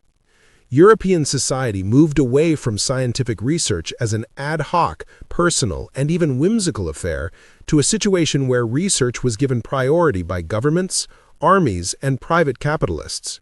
It was funded and guided. Careful scrutiny reveals that the source of funding and the direction in which research was guided were heavily influenced by the colonial situation. Firstly, it should be recalled that profits made by Europe from Africa represented investable surpluses. The profit was not merely an end in itself. Thus, the East and West African currency boards invested in the British government stock, while the commercial banks and insurance companies invested in government bonds, mortgages, and industrial shares. These investment funds acquired from the colonies spread to many sectors in the metropoles and benefited industries that had nothing to do with processing of colonial products. However, it is easier to trace the impact of colonial exploitation on industries directly connected with colonial imports. Such industries had to improvise that kind of machinery which most effectively utilized colonial raw materials. That led, for example, to machinery for crushing palm kernels and to a process for utilizing the less delicately flavored coffee by turning it into a soluble powder, namely instant coffee. Merchants and industrialists also considered ways in which colonial raw materials could be modified to meet specifications of European factories in quality and quantity. An example of this type would be the care taken by the Dutch in Java and by the Americans in Liberia to breed and graft new varieties of rubber plants yielding more and being more resistant to disease. Ultimately, the search for better quality raw materials merged with the search for sources of raw material which would make European capitalism less dependent on colonial areas, and that led to synthetics. In the sphere of shipping, it can readily be appreciated that certain technological modifications and innovations would be connected with the fact that such a high proportion of shipping was used to tie together colonies and metropoles. Ships had to be refrigerated to carry perishable goods. They had to make special holds for bulky or liquid cargoes such as palm oil. And the transport of petroleum from the Middle East, North Africa, and other parts of the world led to oil tankers as a special class of ships. The design of ships and the nature of their cargoes, in turn, affected the kind of port installations in the metropoles. Where connections were remote or even apparently non-existent, it can still be claimed that colonialism was a factor in the European technological revolution. As science blossomed in the present century, its interconnections became numerous and complex. It is impossible to trace the origin of every idea and every invention, but it is well understood by serious historians of science that the growth of the body of scientific knowledge and its application to everyday life is dependent upon a large number of forces operating within the society as a whole and not just upon the ideas within given branches of science. With the rise of imperialism, one of the most potent forces within metropolitan capitalist societies was precisely that emanating from colonial or semi-colonial areas. The above considerations apply fully to any discussion of the military aspects of imperialism, the protection of empire being one of the crucial stimulants added to the science of armaments in a society that had been militaristically inclined ever since the feudal era. The new colonial dimension to European military preoccupation was particularly noticeable in the sharp naval rivalry among Britain, Germany, France, and Japan before and during the First World War. That rivalry over colonies and for spheres of capitalist investment produced new types of armed naval vessels such as destroyers and submarines. By the end of the Second World War, military research had become the most highly organized branch of scientific research and one that was subsidized by the capitalist states from the profits of international exploitation. During the interwar years, Africa's foremost contribution to the evolution of organizational techniques in Europe was to the strengthening of monopoly capital. Before the War of 1914, the Pan-Africanist Duse Muhammad Ali and W.E.B. Du Bois recognized that monopoly capital was the leading element in imperialist expansion. The most thorough and best-known analysis of this phenomenon was made by the Russian revolutionary leader Lenin. Lenin was virtually prophetic because as the colonial age advanced, it became more and more obvious that those who stood to benefit most were the monopoly concerns, and especially those involved in finance. Africa, plus Asia and Latin America, contributed to the elaboration of the strategies by which competition among small companies gave way to domination by a small handful of firms in various economic activities. It was on the India trade routes that shipping companies first started the conference lines in 1875. This monopoly practice spread rapidly to the South African trade and reached a high pitch in West Africa in the early years of this century. On the commercial side, it was in West Africa that both the French and the English derived considerable experience in pooling and market sharing, apart from the fact that little companies were steadily being gobbled up by bigger ones from the beginning to the end of colonialism. It was in southern Africa that there emerged the most carefully planned structures of interlocking directorates, holding companies, and giant corporations which were multinational both in their capital subscriptions and through the fact that their economic activities were dispersed in many lands. Individual entrepreneurs like Oppenheimer made huge fortunes from the southern African soil, but southern Africa was never really in the era of individual and family businesses characteristic of Europe and America up to the early part of the century. The big mining companies were impersonal, professional things. They were organized in terms of personnel, production, marketing, and advertising, and they could undertake long-term commitments. At all times, inner productive forces gave capitalism its drive towards expansion and domination. It was the system which expanded. But in addition, one can see in Africa and in southern Africa in particular, the rise of a capitalist superstructure manned by individuals capable of consciously planning the exploitation of resources right into the next century and aiming at racist domination of the black people of Africa until the end of time. Ever since the 15th century, Europe was in strategic command of world trade and of the legal and organizational aspects of the movement of goods between continents. Europe's power increased with imperialism because imperialism meant investments, and investments, with or without colonial rule, gave European capitalists control over production within each continent. The amount of benefits to capitalism increased accordingly, since Europe could determine the quantity and quality of different raw material inputs which would need to be brought together in the interests of capitalism as a whole, and of the bourgeois class in particular. For instance, sugar production in the West Indies was joined in the colonial period by cocoa production within Africa, so that both merged into the chocolate industry of Europe and North America. In the metallurgical field, iron ore from Sweden, Brazil, or Sierra Leone could be turned into different types of steel with the addition of manganese from the Gold Coast or chrome from southern Rhodesia. Such examples could be multiplied almost infinitely to cover the whole range of capitalist production in the colonial period. As John Stuart Mill said, the trade between England and the West Indies in the 18th century was like the trade between town and country. In the present century, the links are even closer, and it is more marked that the town, Europe, is living off the countryside, Africa, Asia, and Latin America. When it's said that colonies should exist for the metropoles by producing raw materials and buying manufactured goods, the underlying theory was to introduce an international division of labor covering working people everywhere. That is to say, up to that point, each society had allocated to its own members particular functions in production.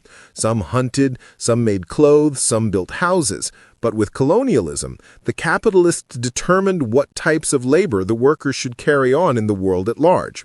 Africans were to dig minerals out of the subsoil, grow agricultural crops, collect natural products, and perform a number of other odds and ends, such as bicycle repairing. Inside Europe, North America, and Japan, workers would refine the minerals and the raw materials and make the bicycles. The international division of labor brought about by imperialism and colonialism ensured that there would be the maximum increase in the level of skills in the capitalist nations. It took mainly physical strength to dig the minerals from and to farm the African soil, but the extraction of the metals from the ores and the subsequent manufacture of finished goods in Europe promoted more and more technology and skills there as time went on. Take the iron and steel industry as an example. Modern steel manufacture derives from the Siemens open hearth system and the Bessemer process, which were both already in existence in the second half of the last century. They both underwent major modifications, transforming steel manufacture from intermittent operations to something requiring huge continuous electrical furnaces. In more recent years, skilled workmen have been replaced by automation and computerization, but altogether, the gains in technology and skills were immense compared to the years before imperialism got underway. Iron ore was not one of Africa's major exports in the colonial days, and it may appear to be an irrelevant example. Iron was very significant in the economy of Sierra Leone, Liberia, and North Africa. It can be used to illustrate the trend by which the International Division of Labor allowed technology and skills to grow in the metropoles. Furthermore, it must be recalled that Africa was an important source of the minerals that went into making steel alloys, notably manganese and chrome. Manganese was essential in the Bessemer process. It was mined in several places in Africa, with the Nanoma mine on the Gold Coast having the largest single manganese deposit in the world. American companies owned the Gold Coast and North African mines and used the product in the steel industry of the United States.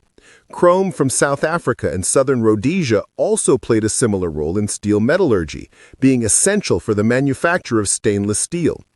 Columbite was another of the African minerals valuable for the creation of steel alloys. Being highly heat-resistant, one of its principal uses was in making steel for jet engines. First of all, it was the rapid development of European industry and technology which caused columbite to assume value. It had been a discarded byproduct of tin mining in Nigeria up until 1952. Then, once it was utilized, it gave further stimulus to European technology in the very sophisticated sphere of airplane engines. Obviously, according to the International Division of Labor prevailing under colonialism, it was the American, Canadian, British, and French workers who had access to the skills involved in working with columbite, rather than the Nigerian worker who dug the ore out of the ground. For certain reasons, columbite fell off sharply in demand after a few years, but during that time it had contributed towards making the European metallurgist even more proficient and experienced. In that way, it was helping to promote self-sustained growth and to produce the gap which is evident in any comparison of the developed and underdeveloped countries. Copper, too, fell neatly into the category under discussion. Unskilled production by Africans was required to get the ore for export, followed by refinement in a European capitalist plant. Copper was Africa's chief mineral export. Being an excellent conductor of electricity, it became an indispensable part of the capitalist electrical industry. It is an essential component of generators, motors, electric locomotives, telephones, telegraphs, light and power lines, motor cars, buildings, ammunition, radios, refrigerators, and a host of other things. A technological era tends to be defined by the principal source of power. Today, we speak of a nuclear age, since the potential of nuclear power is shown to be immense. The Industrial Revolution in Europe during the 18th and 19th centuries was the age of steam. In a parallel manner, the colonial epoch was the age of electricity. Therefore, the vital copper exports from Congo, northern Rhodesia, and other parts of Africa were contributing to the leading sector of European technology. From that strategic position, its multiplier effects were innumerable and were of incalculable benefit to capitalist development. In the context of a discussion of raw materials, special reference must again be made to the military. African minerals played a decisive role both with regard to conventional weapons and with regard to the breakthrough to atomic and nuclear weapons. It was from the Belgian Congo during the Second World War that the United States began getting the uranium that was a prerequisite to the making of the first atomic bomb. In any case, by the end of the colonial period, industry and the war machine in the colonizing nations had become so intertwined and inseparable that any contribution to one was a contribution to the other. Therefore, Africa's massive contribution to what initially appears as peaceful pursuits, such as the making of copper wire and steel alloys, ultimately took the shape of explosive devices, aircraft carriers, and so on. It was only after European firearms reached a certain stage of effectiveness in the 19th century that it became possible for whites to colonize and dominate the whole world. Similarly, the invention of a massive array of new instruments of destruction in the metropoles was both a psychological and a practical disincentive to colonized peoples seeking to regain power and independence. It will readily be recalled that a basic prop to colonialism in Africa and elsewhere was the gunboat policy, which was resorted to every time the local police and armed forces seemed incapable of maintaining the metropolitan law and the colonial order of affairs. From the viewpoint of the colonized, the strengthening of the military apparatus of the European powers through colonial exploitation was doubly detrimental. Not only did it increase the overall technological gap between metropole and colony, but it immeasurably widened the gap in the most sensitive area, which had to do with concepts such as power and independence. The international division of labor of the colonial period also ensured that there would be growth of employment opportunities in Europe, apart from the millions of white settlers and expatriates who earned a livelihood in and from Africa. Agricultural raw materials were processed in such a way as to form byproducts, constituting industries in their own right. The number of jobs created in Europe and North America by the import of mineral ores from Africa, Asia, and Latin America can be seen from the massive employment role of institutions such as steelworks, automobile factories, alumina and aluminum plants, and copper wire firms. Furthermore, those in turn stimulated the building industry, the transport industry, the munitions industry, and so on. The mining that went on in Africa left holes in the ground, and the pattern of agricultural production left African soils impoverished, but in Europe, agricultural and mineral imports built a massive industrial complex. In the earliest phases of human organization, production was scattered and atomized. That is to say, families preserved a separate identity while working for their upkeep. Over time, production became more social and interrelated in character. The making of a pair of shoes in a mature feudal trading economy involved the cattle rearer, a tanner of the leather, and a shoemaker, instead of one peasant killing an animal and making himself a pair of shoes, as under self-sufficient communalism. The extent to which a society achieves this social interdependence in making commodities is an index of its development through specialization and coordination. Undoubtedly, European capitalism achieved more and more social character in its production. It integrated the whole world, and with colonial experience as an important stimulus, it integrated very closely every aspect of its own economy, from agriculture to banking. But distribution was not social in character. The fruits of human labor went to a given minority class, which was of the white race and resident in Europe and North America. This is the crux of the dialectical process of development and underdevelopment as it evolved over the colonial period. The example of Unilever as a major beneficiary of African exploitation. Just as it was necessary to follow African surplus through the channels of exploitation such as banks and milling companies, so the non-monetary contribution which Africa made to European capitalism can also be accurately traced by following the careers of the said companies. We offer below a brief outline of the relevant features of the development of a single firm, that of Unilever, in relationship to its exploitation of African resources and people. In 1885, while Africa was being carved up at the conference table, one William H. L. Lever started making soap on the Merseyside near Liverpool in England. He called his soap Sunlight, and in the swamps where his factory stood, the township of Port Sunlight grew up. Within 10 years, the firm of Lever was selling 40,000 tons of soap in England alone, and was building an export business and factories in other parts of Europe, America, and the British colonies. Then came Lifebuoy, Lux, and Vim, and within another 10 years, Lever was selling 60,000 tons of soap in Britain, and in addition had factories producing and selling in Canada, the United States, South Africa, Switzerland, Germany, and Belgium. However, soap did not grow in any of those countries. The basic item in its manufacture was stearin, obtained from oils and fats. Apart from animal tallow and whale oil, the desirable raw materials all came from the tropics, namely palm oil, palm kernel oil, groundnut oil, and copra. West Africa happened to be the world's great palm produce zone and was also a major grower of groundnuts. In 1887, the Austrian firm of Sheet, which was later to be incorporated in the Unilever combine, built the first palm kernel crushing mill in Austria, supplied with raw materials by a Liverpool firm of oil merchants. That was not simply coincidence, but part of the logic of imperialism and the opening up of Africa as the raw material reservoir for Europe. As early as 1902, Lever sent out his own explorers to Africa, and they came to the decision that the Congo would be the most likely place to get palm produce because the Belgian government was willing to offer huge concessions of land with innumerable palm trees. Lever obtained the necessary concessions in Congo and brought in machinery to extract oil from palm kernels. But the main palm oil exports came from areas on the coast to the north of the Congo. Therefore, in 1910, Lever purchased W.B. McIver, a small Liverpool firm in Nigeria. That was followed by acquisitions of two small companies in Sierra Leone and Liberia.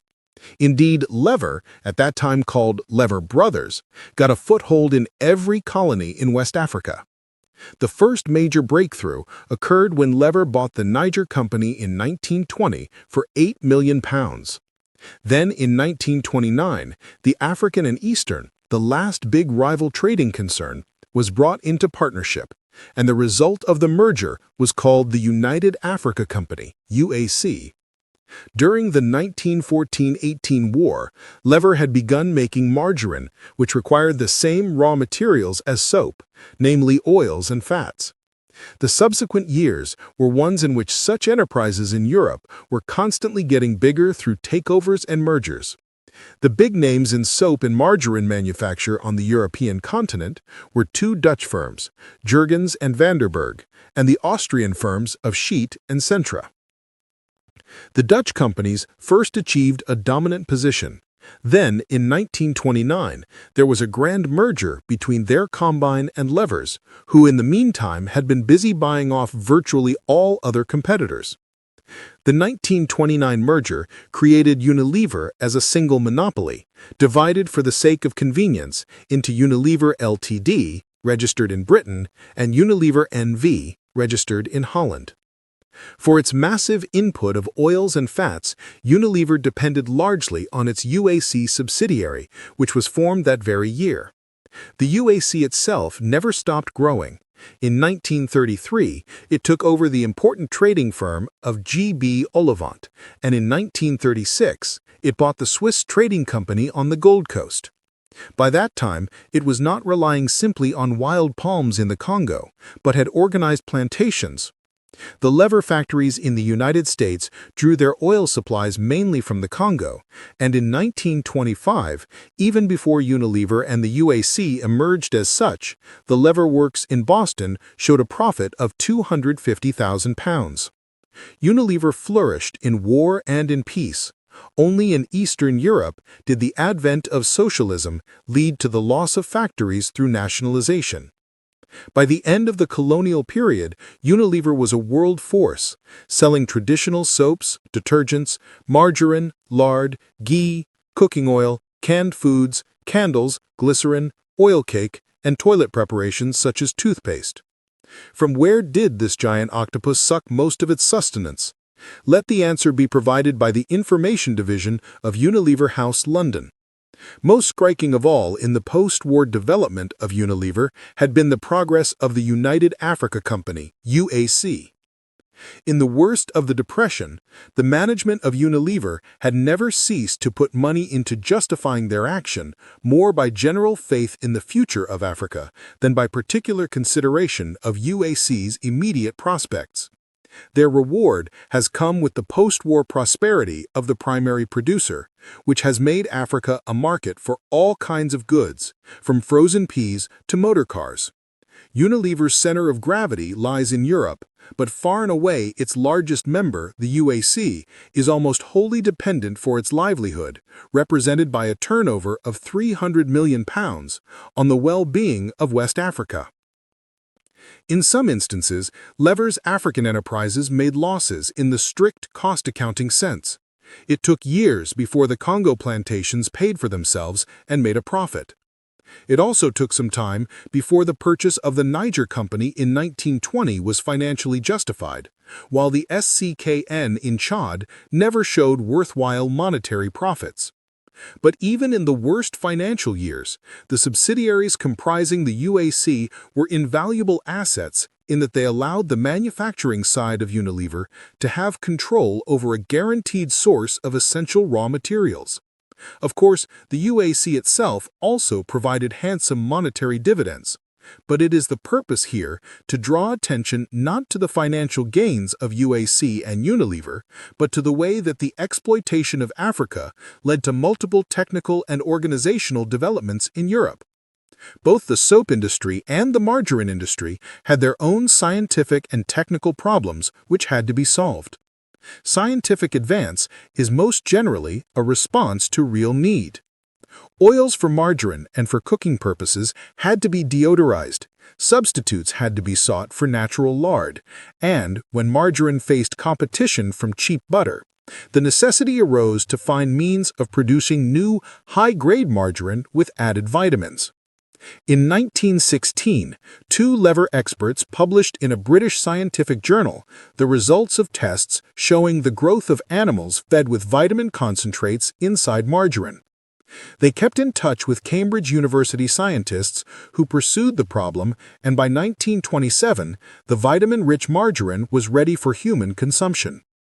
With regard to soap, and to a lesser extent margarine, it was essential to devise a process for hardening oils into fats, notably whale oil, but also vegetable oils. This process, referred to as hydrogenation, attracted the attention of scientists in the early years of this century. They were paid and urged on by rival soap companies, including Lever and the other European firms which later merged to form Unilever. One of the most striking illustrations of the technological ramifications of the processing of colonial raw materials is in the field of detergents. Soap itself is a detergent or soaping agent, but ordinary soaps suffer from several limitations, such as the tendency to decompose in hard water and in acids. Those limitations could only be overcome by soapless detergents, without the kind of fatty base of previous soaps. When Germany was cut off from colonial supplies of oils and fats in the First Imperialist War, German scientists were spurred on to the first experiments in producing detergents out of coal tar. Later on, in the 1930s, chemical companies began making similar detergents on a larger scale, especially in the United States. Two of the firms that immediately stepped into detergent research were Unilever and Procter & Gamble, a soap company with its headquarters in Cincinnati. It may at first appear strange that though detergents were competitors to ordinary soap, they were nevertheless promoted by soap firms. However, it is the practice of monopoly concerns to move into new fields which supplement or even replace their old business. That is necessary to avoid their entire capital from being tied up in products that go out of fashion. The soap firms could not leave detergents to chemical firms, or else their own hard soap, soap flakes, and soap powders would have suffered, and they would not be the ones with the new brands on the markets. So great effort was put into the chemistry of detergents by Unilever, retaining to a considerable extent the vegetable oils, but modifying them chemically. That kind of research was not left to chance or to private individuals. By 1960, Unilever had 4 main laboratories, 2 in England, 1 in Holland, and 1 in the United States.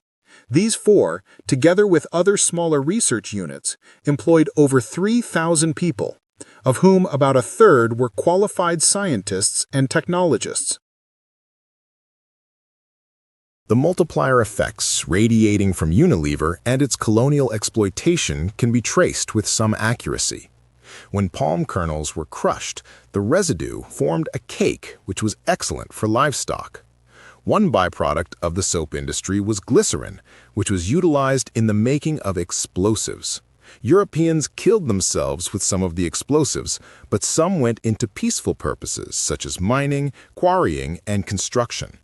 Several other products were linked to soap through the common base in oils and fats, notably cosmetics, shampoos, perfumes, shaving creams, toothpastes, and dyes.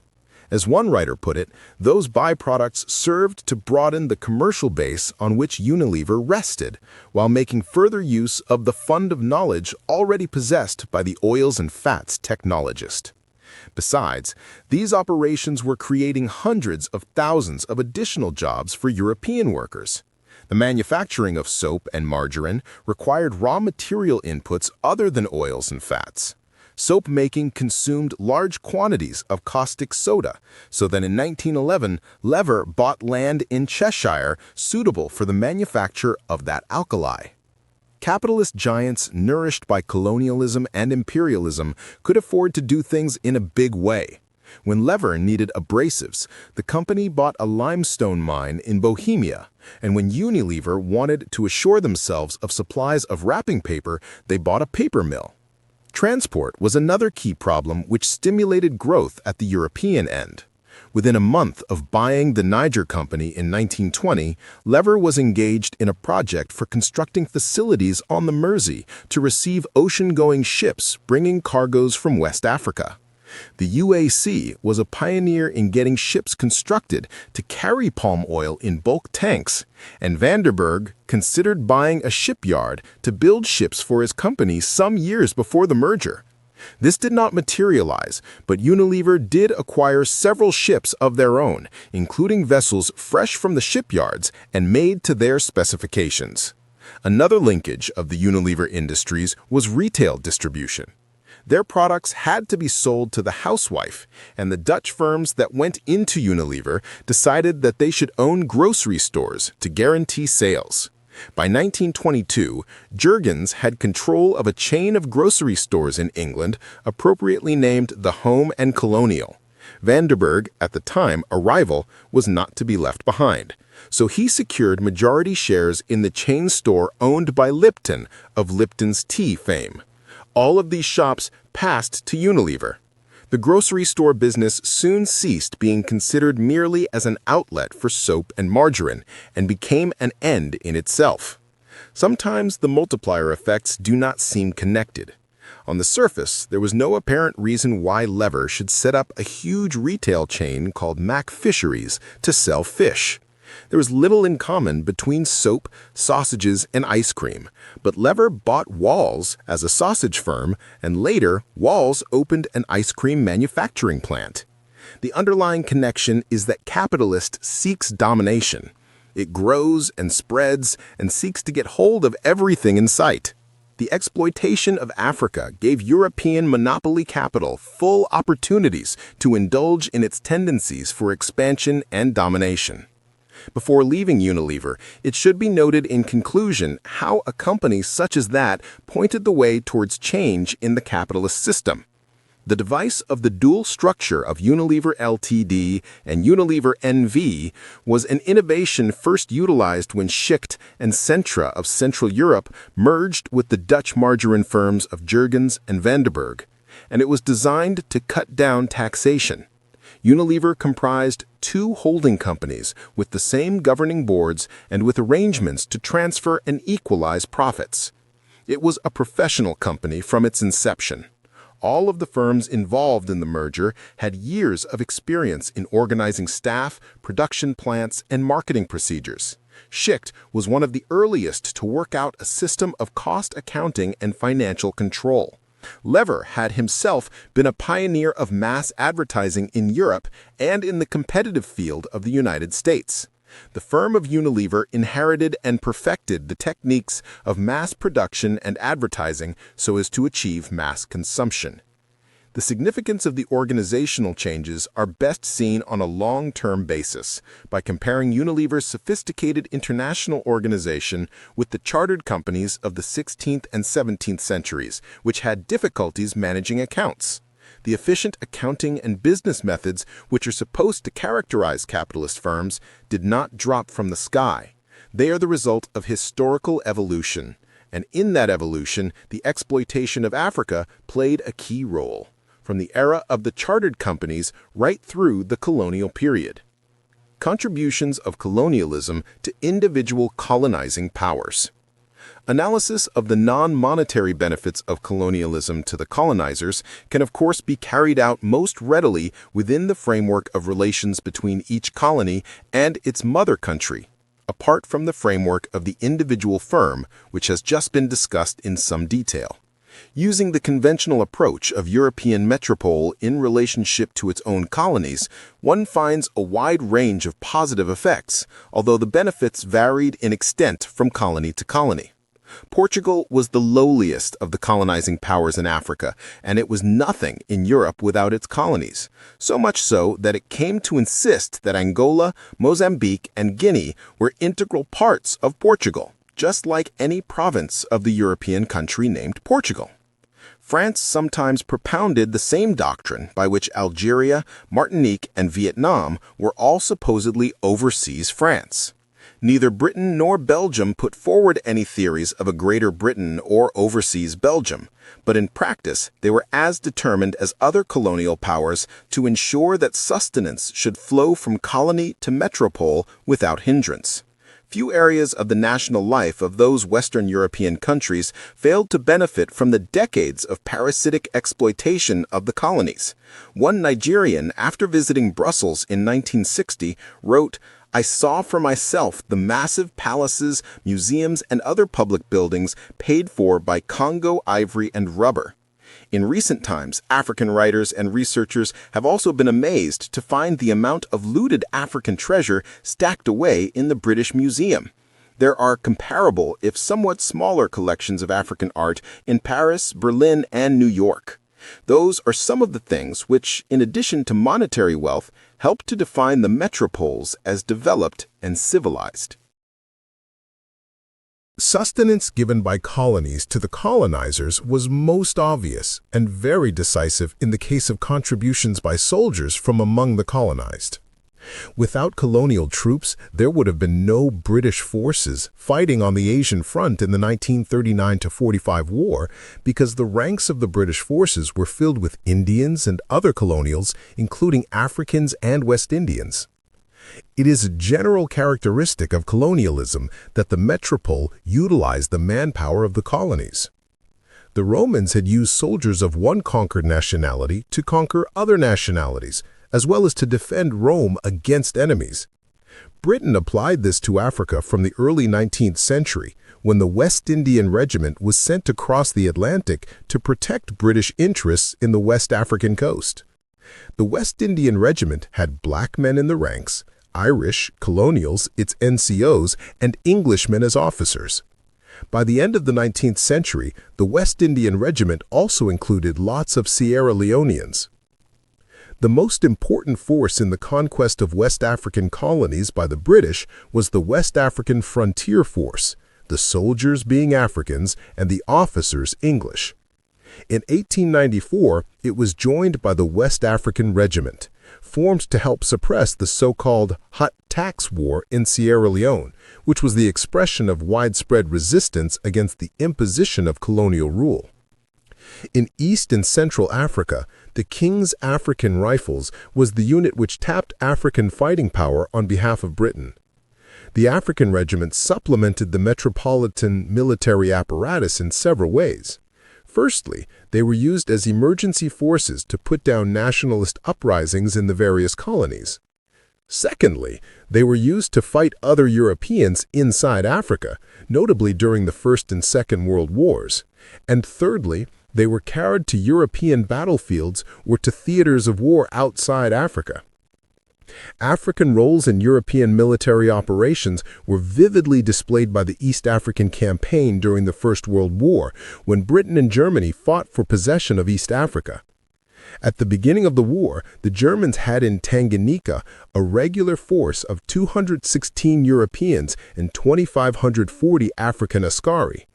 During the war, 3,000 Europeans and 11,000 askari were enrolled. On the British side, the main force was the KAR, comprising mainly East Africans and soldiers from Nyasaland. The battalions of the KAR had by November 1918 over 35,000 men, of whom 9 out of 10 were Africans. Quite early in the East African Campaign, the British brought in an expeditionary force of Punjabis and Sikhs, as well as regiments of West Africans. Some Sudanese and West Indians were also there. At first, a few white settlers joined the war because they thought it was a picnic, but within a year, the white residents of British East Africa were showing extreme reluctance to join local fighting forces. In effect, therefore, Africans were fighting Africans to see which European power should rule over them. The Germans and the British had only to provide the officers. According to the history books, the British won the campaign in East Africa. France was the colonial power that secured the greatest number of soldiers from Africa. In 1912, conscription of African soldiers into the French army was pursued on a large scale. During the 1914-18 war, 200,000 soldiers were recruited in French West Africa through the use of methods reminiscent of slave hunting. These French soldiers served against the Germans in Togo and Cameroon, as well as in Europe itself. On the European battlefields, an estimated 25,000 French Africans lost their lives, and many more returned mutilated, for they were used as cannon fodder in the European capitalist war.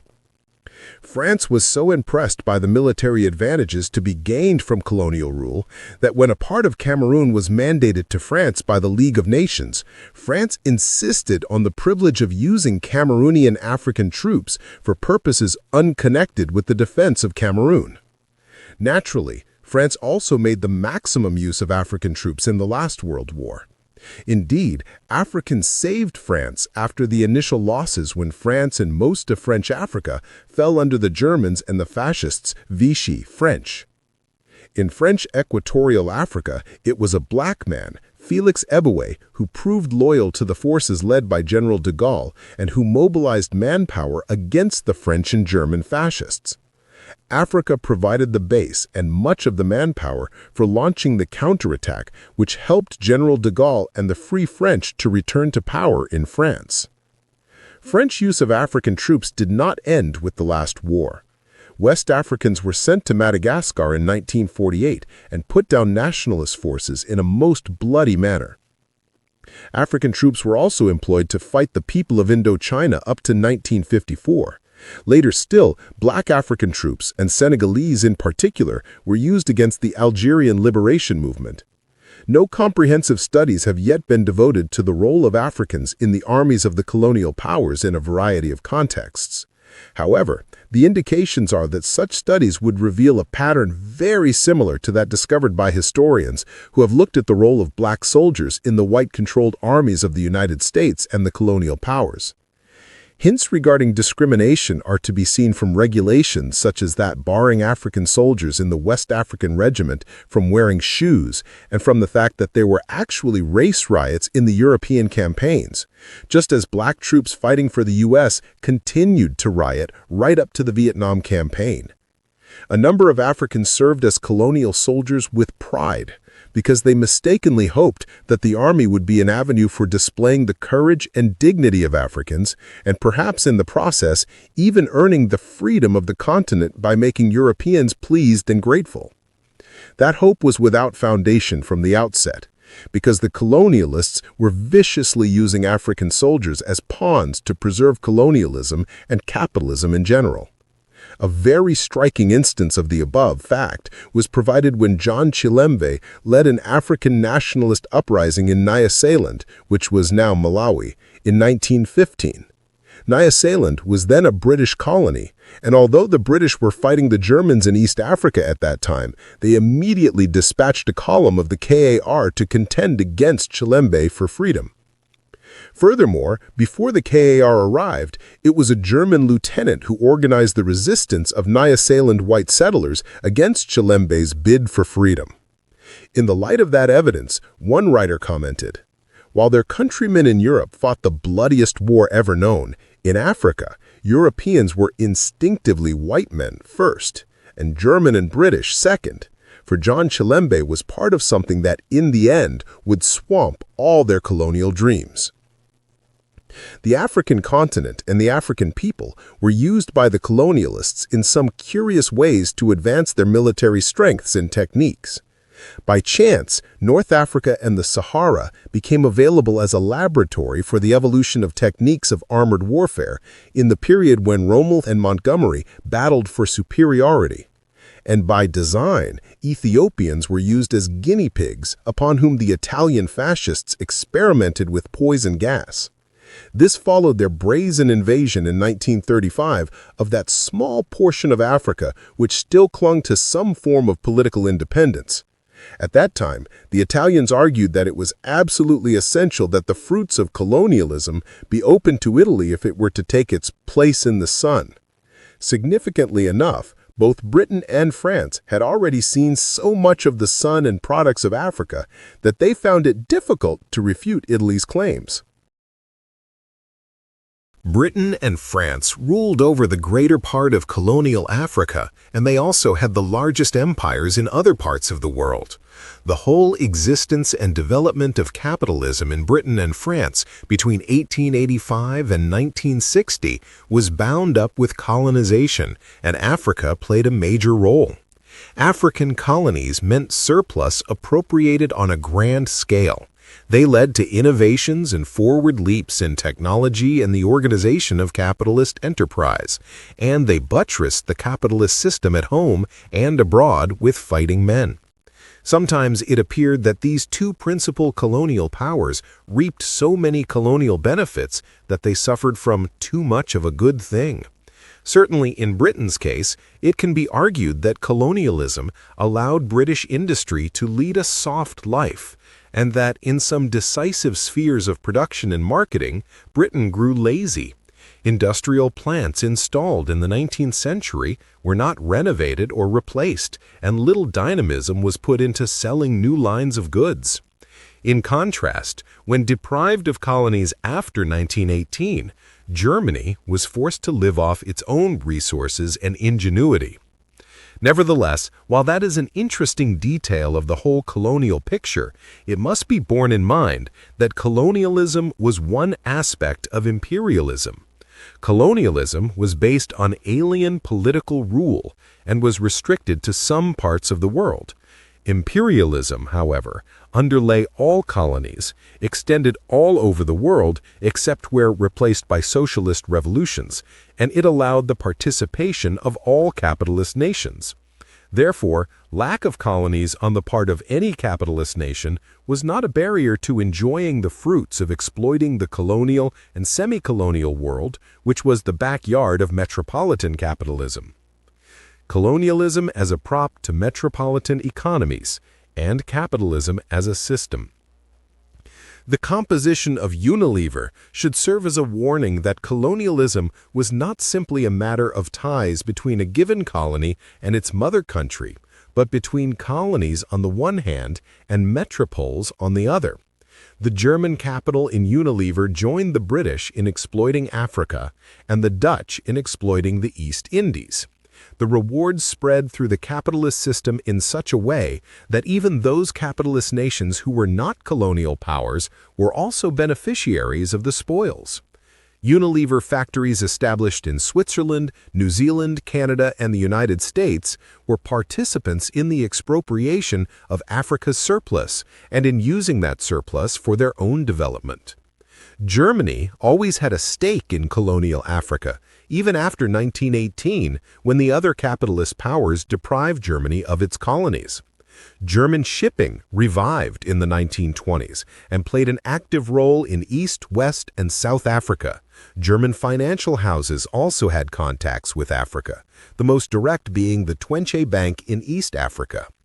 Dutch shipping companies were involved with the German and British in the West African Conference Line, while the Scandinavian shippers were noted for the hiring out of tramp ships which freighted cargo between Africa and Europe outside of the scheduled lines.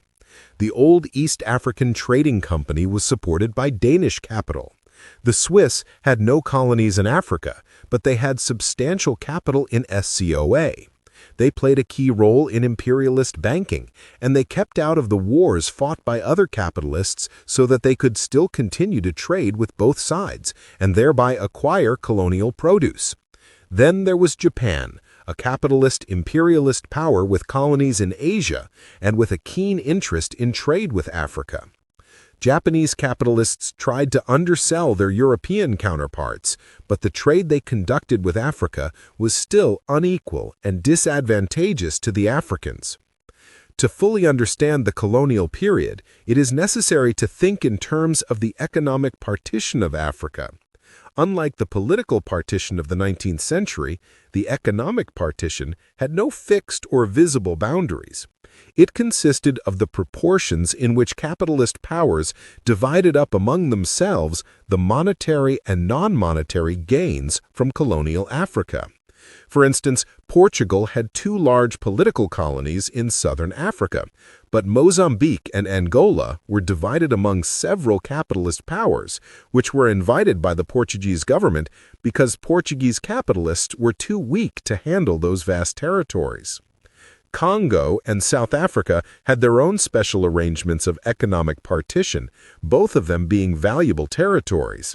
At first, Congo was designated the Congo Free State under King Leopold II of Belgium. That meant that it was to have been a free trade zone and an area open to investment by capitalists of all nationalities.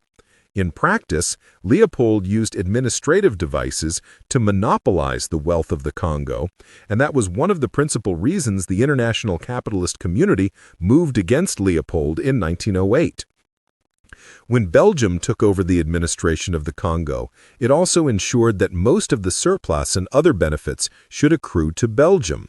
However, non-Belgian capitalist interests were able to penetrate through investment in mining, and as the colonial period advanced, the British, French, and Americans cut bigger pieces of the Congo cake. For a long while, South Africa was the most important raw material reservoir for the whole of imperialism. Britain was the European power which had already been entrenched in South Africa for many years when gold and diamonds were discovered in the 19th century, on the eve of the scramble. Britain had to come to terms with the Boer settlers, whose livelihood then came primarily from the land, and whose main interest was to see to the exploitation and domination of the African population and other groups of non-white immigrants. Therefore, the economic and political partition of Africa gave Britain the lion's share of the mineral wealth, while the Boers retained the political power necessary to institutionalize white racism. As capitalists of other nationalities entered into relations with South Africa through investment and trade, those capitalists agreed to strengthen, and did, the racist, fascist social relations of South Africa. Economic partition and repartition of Africa was going on all the time because the proportions of the spoils that went to different capitalist countries kept changing. Special mention must be made of the United States because its share of the benefits from Africa was constantly increasing throughout the colonial period. As time went on, the United States got an ever bigger slice of the unequal trade between the metropoles and colonial Africa. The share of the USA in Africa's trade rose from just over $28 million in 1913 to $150 million in 1932 and to $1.2 million in 1948, at which figure it represented nearly 15% of Africa's foreign trade. The share of the USA and West Africa's trade rose from $38 million in 1938 to $163 million in 1946 and to $517 million by 1954. However, it was South Africa which was America's best trading partner in Africa, supplying her with gold, diamonds, manganese, and other minerals and buying heavy machinery in turn. Apart from direct U.S.-South African trade, most of South Africa's gold was resold in London to American buyers, just as most Gold Coast and Nigerian cocoa was resold to the USA. Intercontinental trade brought out the need for shipping services, and America did not leave those in the hands of capitalists of other nations. James Farrell, president of the United States Steel Export Company, acquired a shipping line to Africa because of his belief in the future of the Dark Continent. Officials of the UAC had said exactly the same thing, and it is obvious that, like them, Farrell meant the bright future of metropolitan capitalism in exploiting Africa. It is always best when these individuals speak for themselves. Vice Admiral Cochrane of the United States Navy was a great admirer of Farrell's shipping lines. In 1959, he wrote an introduction to a study of Farrell's operations in Africa, in which he said, We read of stiff international competition to assure the supply of strategic materials for our current industrial military economy. Faroe Lines is making American maritime history. It is demonstrating clearly and emphatically that ships wearing the flag of a nation do in fact stimulate the commerce of that nation, demonstrating the value of American flag ocean commerce to the health and wealth of the United States. United States capitalists did not confine themselves to mere trade with Africa, but they also acquired considerable assets within the colonies. It is common knowledge that Liberia was an American colony in everything but name. The United States supposedly aided the Liberian government with loans, but used the opportunity to take over Liberian customs revenue, to plunder thousands of square miles of Liberian land, and generally to dictate the weak government of Liberia. The main investment in Liberia was undertaken by Firestone Rubber Company. Firestone made such huge profits from Liberian rubber that it was the subject of a book sponsored by American capitalists to show how well American business flourished overseas. Between 1940 and 2005, Firestone took $160 million worth of rubber out of Liberia. In return, the Liberian government received $8 million. In earlier years, the percentage of the value that went to the Liberian government was much smaller, but at the best of times, the average net profit made by Firestone was 3 times the Liberian revenue. And yet, the non-monetary benefits to the United States capitalist economy were worth far more than the money returns. Vice Admiral Cochrane, in the quotation above, went to the heart of the matter when he mentioned strategic raw materials for the functioning of the industrial and military machine of the American imperialists.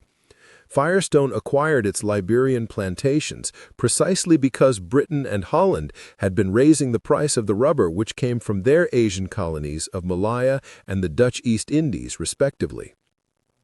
In Liberia, the United States rubber industry obtained a source that was reliable in peace and war, one that was cheap and entirely under American control. Of rubber's most immediate connections was with the automotive industry, and so it is not surprising that Harvey Firestone was a great friend and business colleague of Henry Ford. Liberian rubber turned the town of Akron, Ohio, into a powerful rubber tire manufacturing center, and the tires then went over to the even bigger automotive works of Ford in Detroit. American investment in Africa during the last 15 years of colonialism in some ways was at the expense of the actual colonizing powers, and yet ultimately it was in the interest of Western European capitalism. This paradox is explained by noting that the United States had become the world's leading capitalist imperialist power by the outbreak of the Second World War. It possessed the colonies of Puerto Rico and the Philippines, but much more important were its imperialistic investments throughout Latin America and, to a lesser extent, in Asia and Africa. America's foreign investments in the 1930s drew slightly ahead of those of Britain, which were a long way ahead of the imperialist outlay of France, Germany, and Japan. The 1939-45 war tremendously accelerated the changeover in America's favor. Europe suffered staggering losses, but no battles were fought on American soil, and so its productive capacity expanded. Therefore, after 1945, American capital moved into Africa, Asia, and Europe itself with new aggressiveness and confidence due to the fact that other capitalist competitors were still lying on the ground. In 1949, both British and French bankers had no choice but to invite American financiers into the African continent, for the French and British had insufficient capital of their own. The United States-controlled International Bank for Reconstruction and Development became an important vehicle for American influence in Africa and one of the tools for the economic repartition of the continent. Research by Dr. Kwame Nkrumah revealed that direct private investment by Americans in Africa increased between 1945 and 1958 from $110 million to $789 million, most of it drawn from profits. Official estimates of profits made by United States companies from 1946 to 1959 in Africa are put at $1,234 million. In considering the question of economic partition, what is relevant is the rate of growth of United States investments and profits compared to those of Britain, France, Belgium. For instance, the American investment in 1951 was $313 million, which was nearly 3 times what it was 5 years earlier, and in the subsequent 5 years, the investment went up 2.5 times. Meanwhile, British and French investment increased much more slowly. However, while the United States was edging out the other colonialists, they all stood to gain from the advances made within the North American capitalist economy in terms of science, technology, organization, and military power. As pointed out earlier, when an African colony contributed to the European metallurgical industries or to the electrical industry, that contribution passed into other aspects of the society because the sectors concerned were playing leading roles within the capitalist economy. Similarly, the United States was a geographic area that was in the forefront of capitalist development. For instance, its technological know-how passed into Western European hands by way of a series of legal devices such as patents. Furthermore, because the United States was by then the world's leading capitalist state, it also had to assume active responsibility for maintaining the capitalist imperialist structure in all its economic, political, and military aspects. After the war, the United States moved into Western Europe and Japan, both to establish its own stranglehold and at the same time to give a blood transfusion to capitalism in those areas. A lot of the blood was definitely African. It is not just that America made relatively small profits out of Africa in the 19th century and in the early 20th century, but above all, it must be recalled that North America was that part of the European capitalist system which had been the most direct beneficiary of the massacre of the American Indians and the enslavement of Africans. The continued exploitation of African peoples within its own boundaries and in the Caribbean and Latin America must also be cited as evidence against American monster imperialism. The United States was a worthy successor to Britain as the leading force and policeman of the imperialist colonialist world from 1945 onwards. Under the Marshall Plan, by which United States capitalism aided Western European capitalism after the last war, it was announced that American experts were exploring Africa from end to end for agricultural and mineral wealth, especially the latter. Marshall Plan money, through the Economic Commission for Africa, went to firms like the Mines des Elijah, which mined lead and zinc in North Africa, and at the same time, the money allowed Americans to buy controlling shares in the company. Thus, in 1954, Morgan of the United States shared with the Rothschilds of Europe most of the net profit of 1,250 million old francs, or $8.16 million, made by the Mines des Elijah in that year. Similarly, the Belgian government received substantial aid from the United States to implement a 10-year economic program in Congo from 1950 to 1959, and, as the price of the aid, United States monopolies established control over some companies in Congo. The USA took second place after Belgium in Congo's foreign trade, and United States capitalists had to be granted a range of privileges. So the paradox continued, whereby United States capitalists intruded and elbowed out French, British, and Belgian capitalists in colonial Africa, while providing the funds without which the Western European nations could not have revived and could not have increased their exploitation of Africa, which is what they did in the period of 1945 to 60. Over the last few decades of colonialism, colonial possessions served capitalism as a safety valve in times of crisis. The first major occasion when this was displayed was during the Great Economic Depression of 1929 to 34. During that period, forced labor was increased in Africa, and the prices paid to Africans for their crops were reduced. Workers were paid less, and imported goods cost a great deal more. That was a time when workers in the metropolitan countries also suffered terribly, but the colonists did the best they could to transfer the burdens of the Depression away from Europe and on to the colonies. The Great Economic Depression did not affect the Soviet Union, where socialism caused great development, but the slump spread from one end of the capitalist system to the other. It was a product of the irrationality of the capitalist mode of production. The search for profits caused production to run ahead of people's capacity to purchase, and ultimately both production and employment had to be drastically reduced. Africans had nothing to do with the inherent shortcomings of capitalism, but when Europeans were in a mess, they had no scruples about intensifying the exploitation of Africa. The economic depression was not a situation from which Britain could benefit at the expense of Sweden, or where Belgium could gain at the expense of the United States. They were all drowning, and that was why the benefits of the colonies saved not only the colonizing powers, but all capitalist nations. The second major occasion on which the colonies had to bail out the metropoles was during the last World War. As noted earlier, the African people were required to make huge sacrifices and to supply vital raw materials at little cost to the metropoles. Africa's military importance was also decisive. Not only did Africans fight and die on various battlefields of the war, but the continent held a key strategic position. In November 1942, a third front was opened in Africa, following the European and Asian fronts, and that front was the means to final victory. Accidents of geography meant that Africa controlled communications in the Mediterranean and in the South Atlantic, and it commanded the two western entrances into the Indian Ocean. As one military analyst put it, the side that held Africa was on the way to final victory. With the aid of African fighting men and resources, the major colonial powers maintained control of the continent in the face of attacks by the Italians, who only had Libya, Somaliland, and, briefly, Ethiopia. The Germans, of course, by then had no colonies in Africa, and they had to use what was offered by the Italians and fascist Vichy Frenchmen.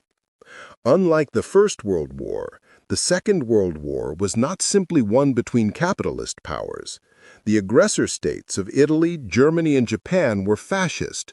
The governments of Portugal, Spain, and South Africa also subscribed to that ideology, although for opportunistic reasons, both the Portuguese and the South African Boers found it more convenient to be allied with Britain, France, the United States, and the other bourgeois democracies.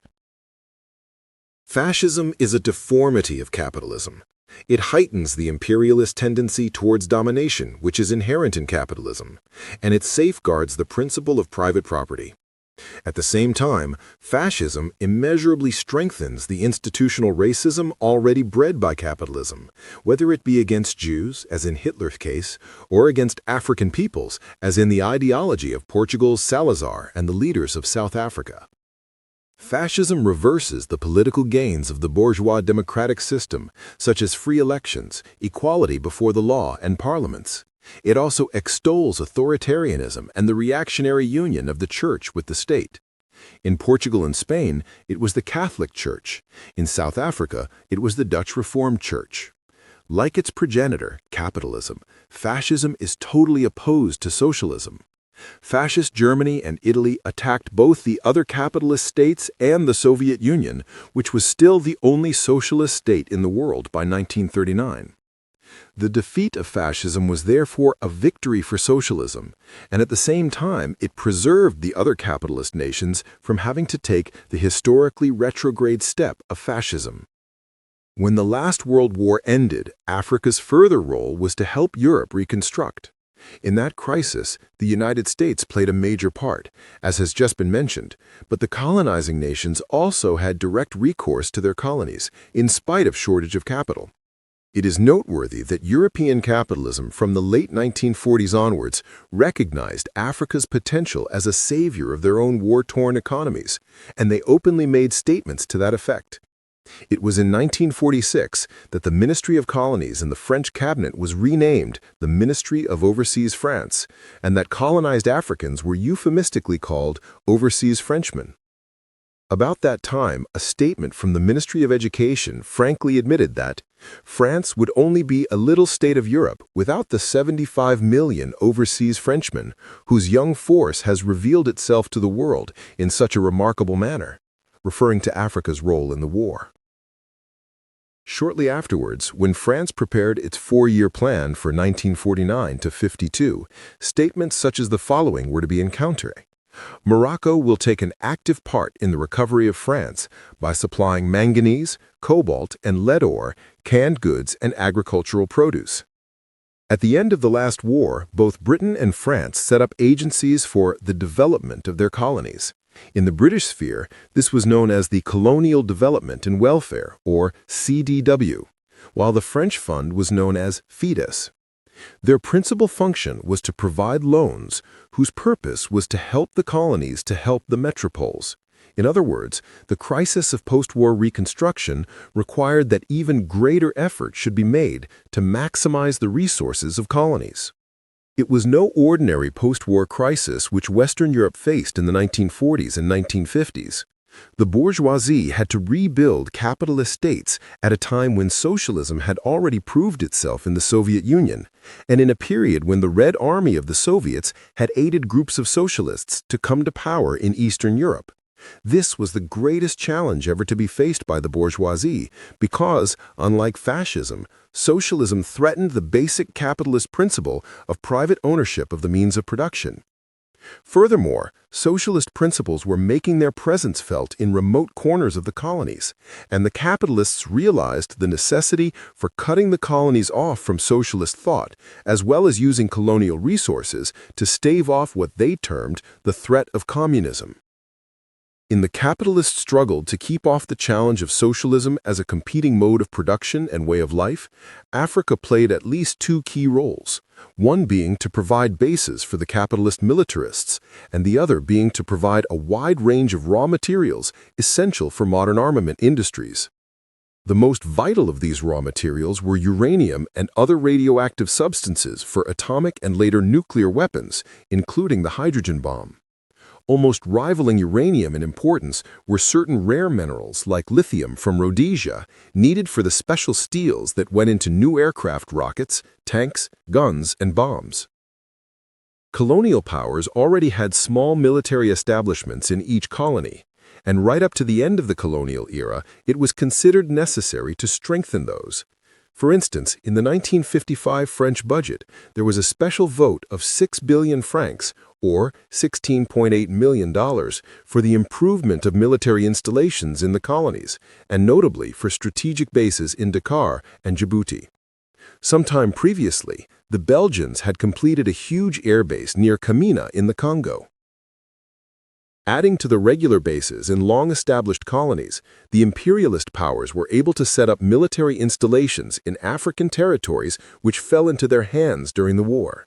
In this context, the United States was particularly important because it was already the principal buttress of the capitalist defense system in the form of the North Atlantic Treaty Organization, or NATO. Thus, after helping to recapture North Africa from the fascists, the United States was able to build major air force bases in Morocco and Libya. In Italian Eritrea, the Americans stepped in with modern radar stations, and Ethiopia conceded military bases. Though nominally independent, Liberia had little option but to accept a massive military presence of Americans as a logical consequence of America's economic exploitation and domination of Liberia. When the United States agreed to build a port at Monrovia in 1943, they also obtained the concession that the United States was to have the right to establish, use, maintain, and control such naval, air, and military facilities and installations at the site of the port and in the general vicinity thereof as may be desired for the protection of the strategic interests of the United States in the South Atlantic. Throughout the war, Liberia's Roberts Field Airfield had been of considerable value to the United States, and later on it continued to have a military utility. To tie matters up further, the United States entered into what it called a Military Assistance Pact with Liberia in 1951.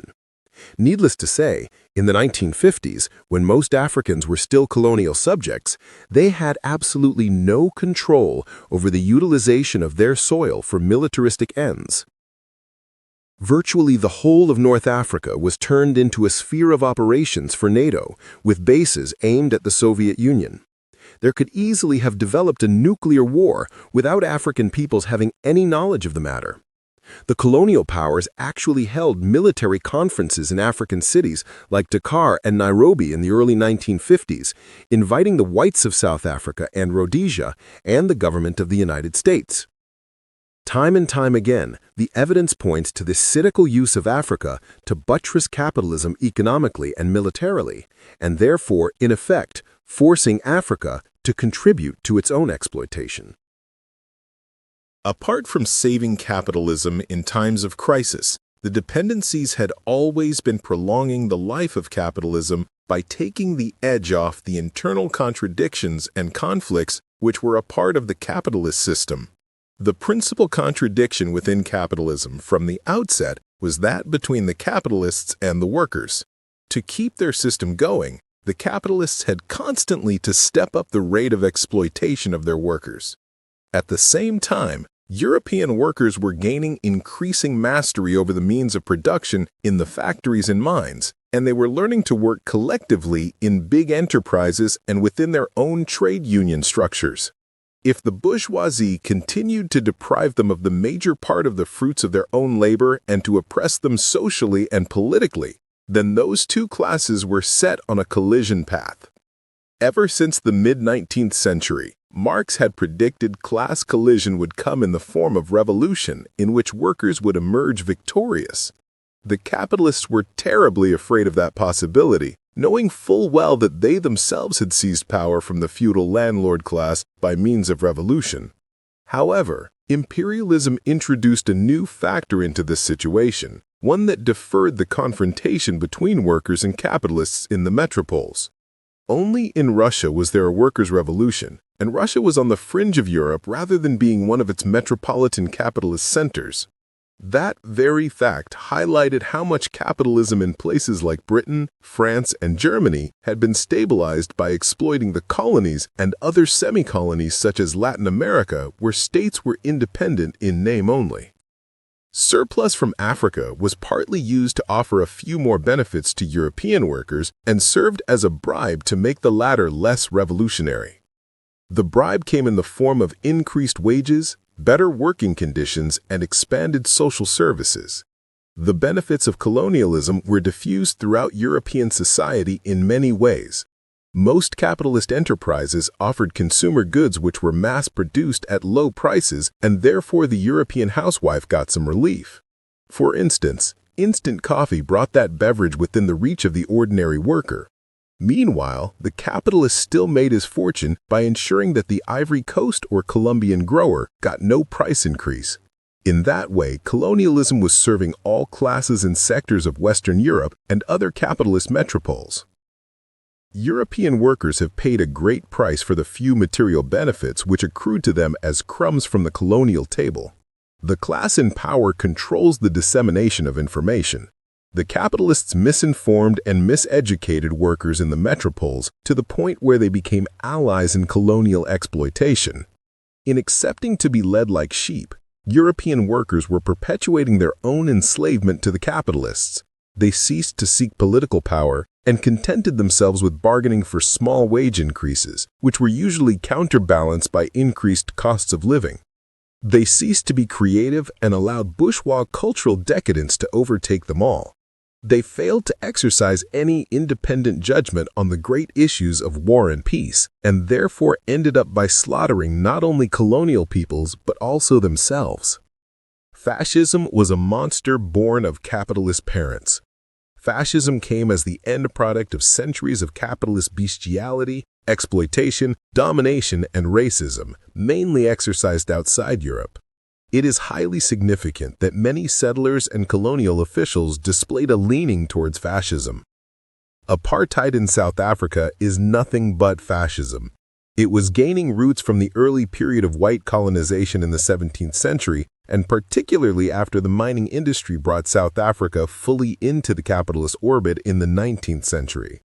Another example of the fascist potential of colonialism was seen when France was overrun by Nazi Germany in 1940.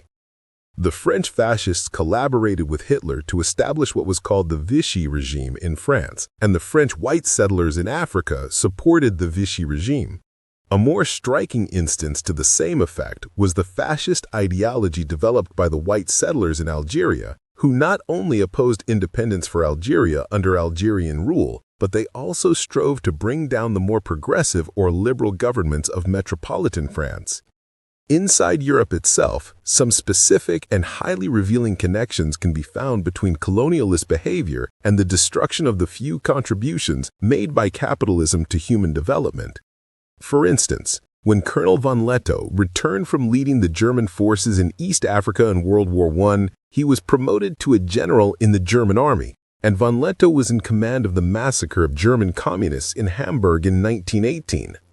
That was a decisive turning point in German history, for once the most progressive workers had been crushed, the path was clear for the fascist deformation of the future. In brutally suppressing the Maji-Maji War in Tanganyika and in attempting genocide against the Herero people of Namibia, Southwest Africa, the German ruling class were getting the experience which they later applied against the Jews and against German workers and progressives. When the fascist dictatorship was inaugurated in Portugal in 1926, it drew inspiration from Portugal's colonial past. After Salazar became the dictator in 1932, he stated that his new state in Portugal would be based on the labor of the inferior peoples, meaning of course Africans. In addition, Portuguese peasants and workers had to submit to police terror, poverty, and dehumanization, so they paid and are still paying a high price for fascism at home and colonialism abroad. Colonialism strengthened the Western European ruling class and capitalism as a whole. Particularly in its later phases, it was evidently giving a new lease of life to a mode of production that was otherwise dying. From every viewpoint other than that of the minority class of capitalists, colonialism was a monstrous institution holding back the liberation of man. Few personal takes from the reader. As is well known, those conditions still operate. However, this chapter presents matters in the past tense to picture the colonial epoch. These facts came most dramatically to the attention of the outside world when Africans resorted to violence. For example, forced cultivation of cotton was a major grievance behind the outbreak of Maji-Maji Wars in Tanganyika and behind the nationalist revolt in Angola as late as 1960. Thank you for listening. Kindly like, subscribe to our channel, and share our work so we can be motivated to keep bringing you the best we can create and at the same time break even. We really appreciate your support. You may also hit the notification bell if it's not too much to ask for, so you may stay notified whenever we share something new. Thank you once again. Stay awake and stay blessed. Ubuntu.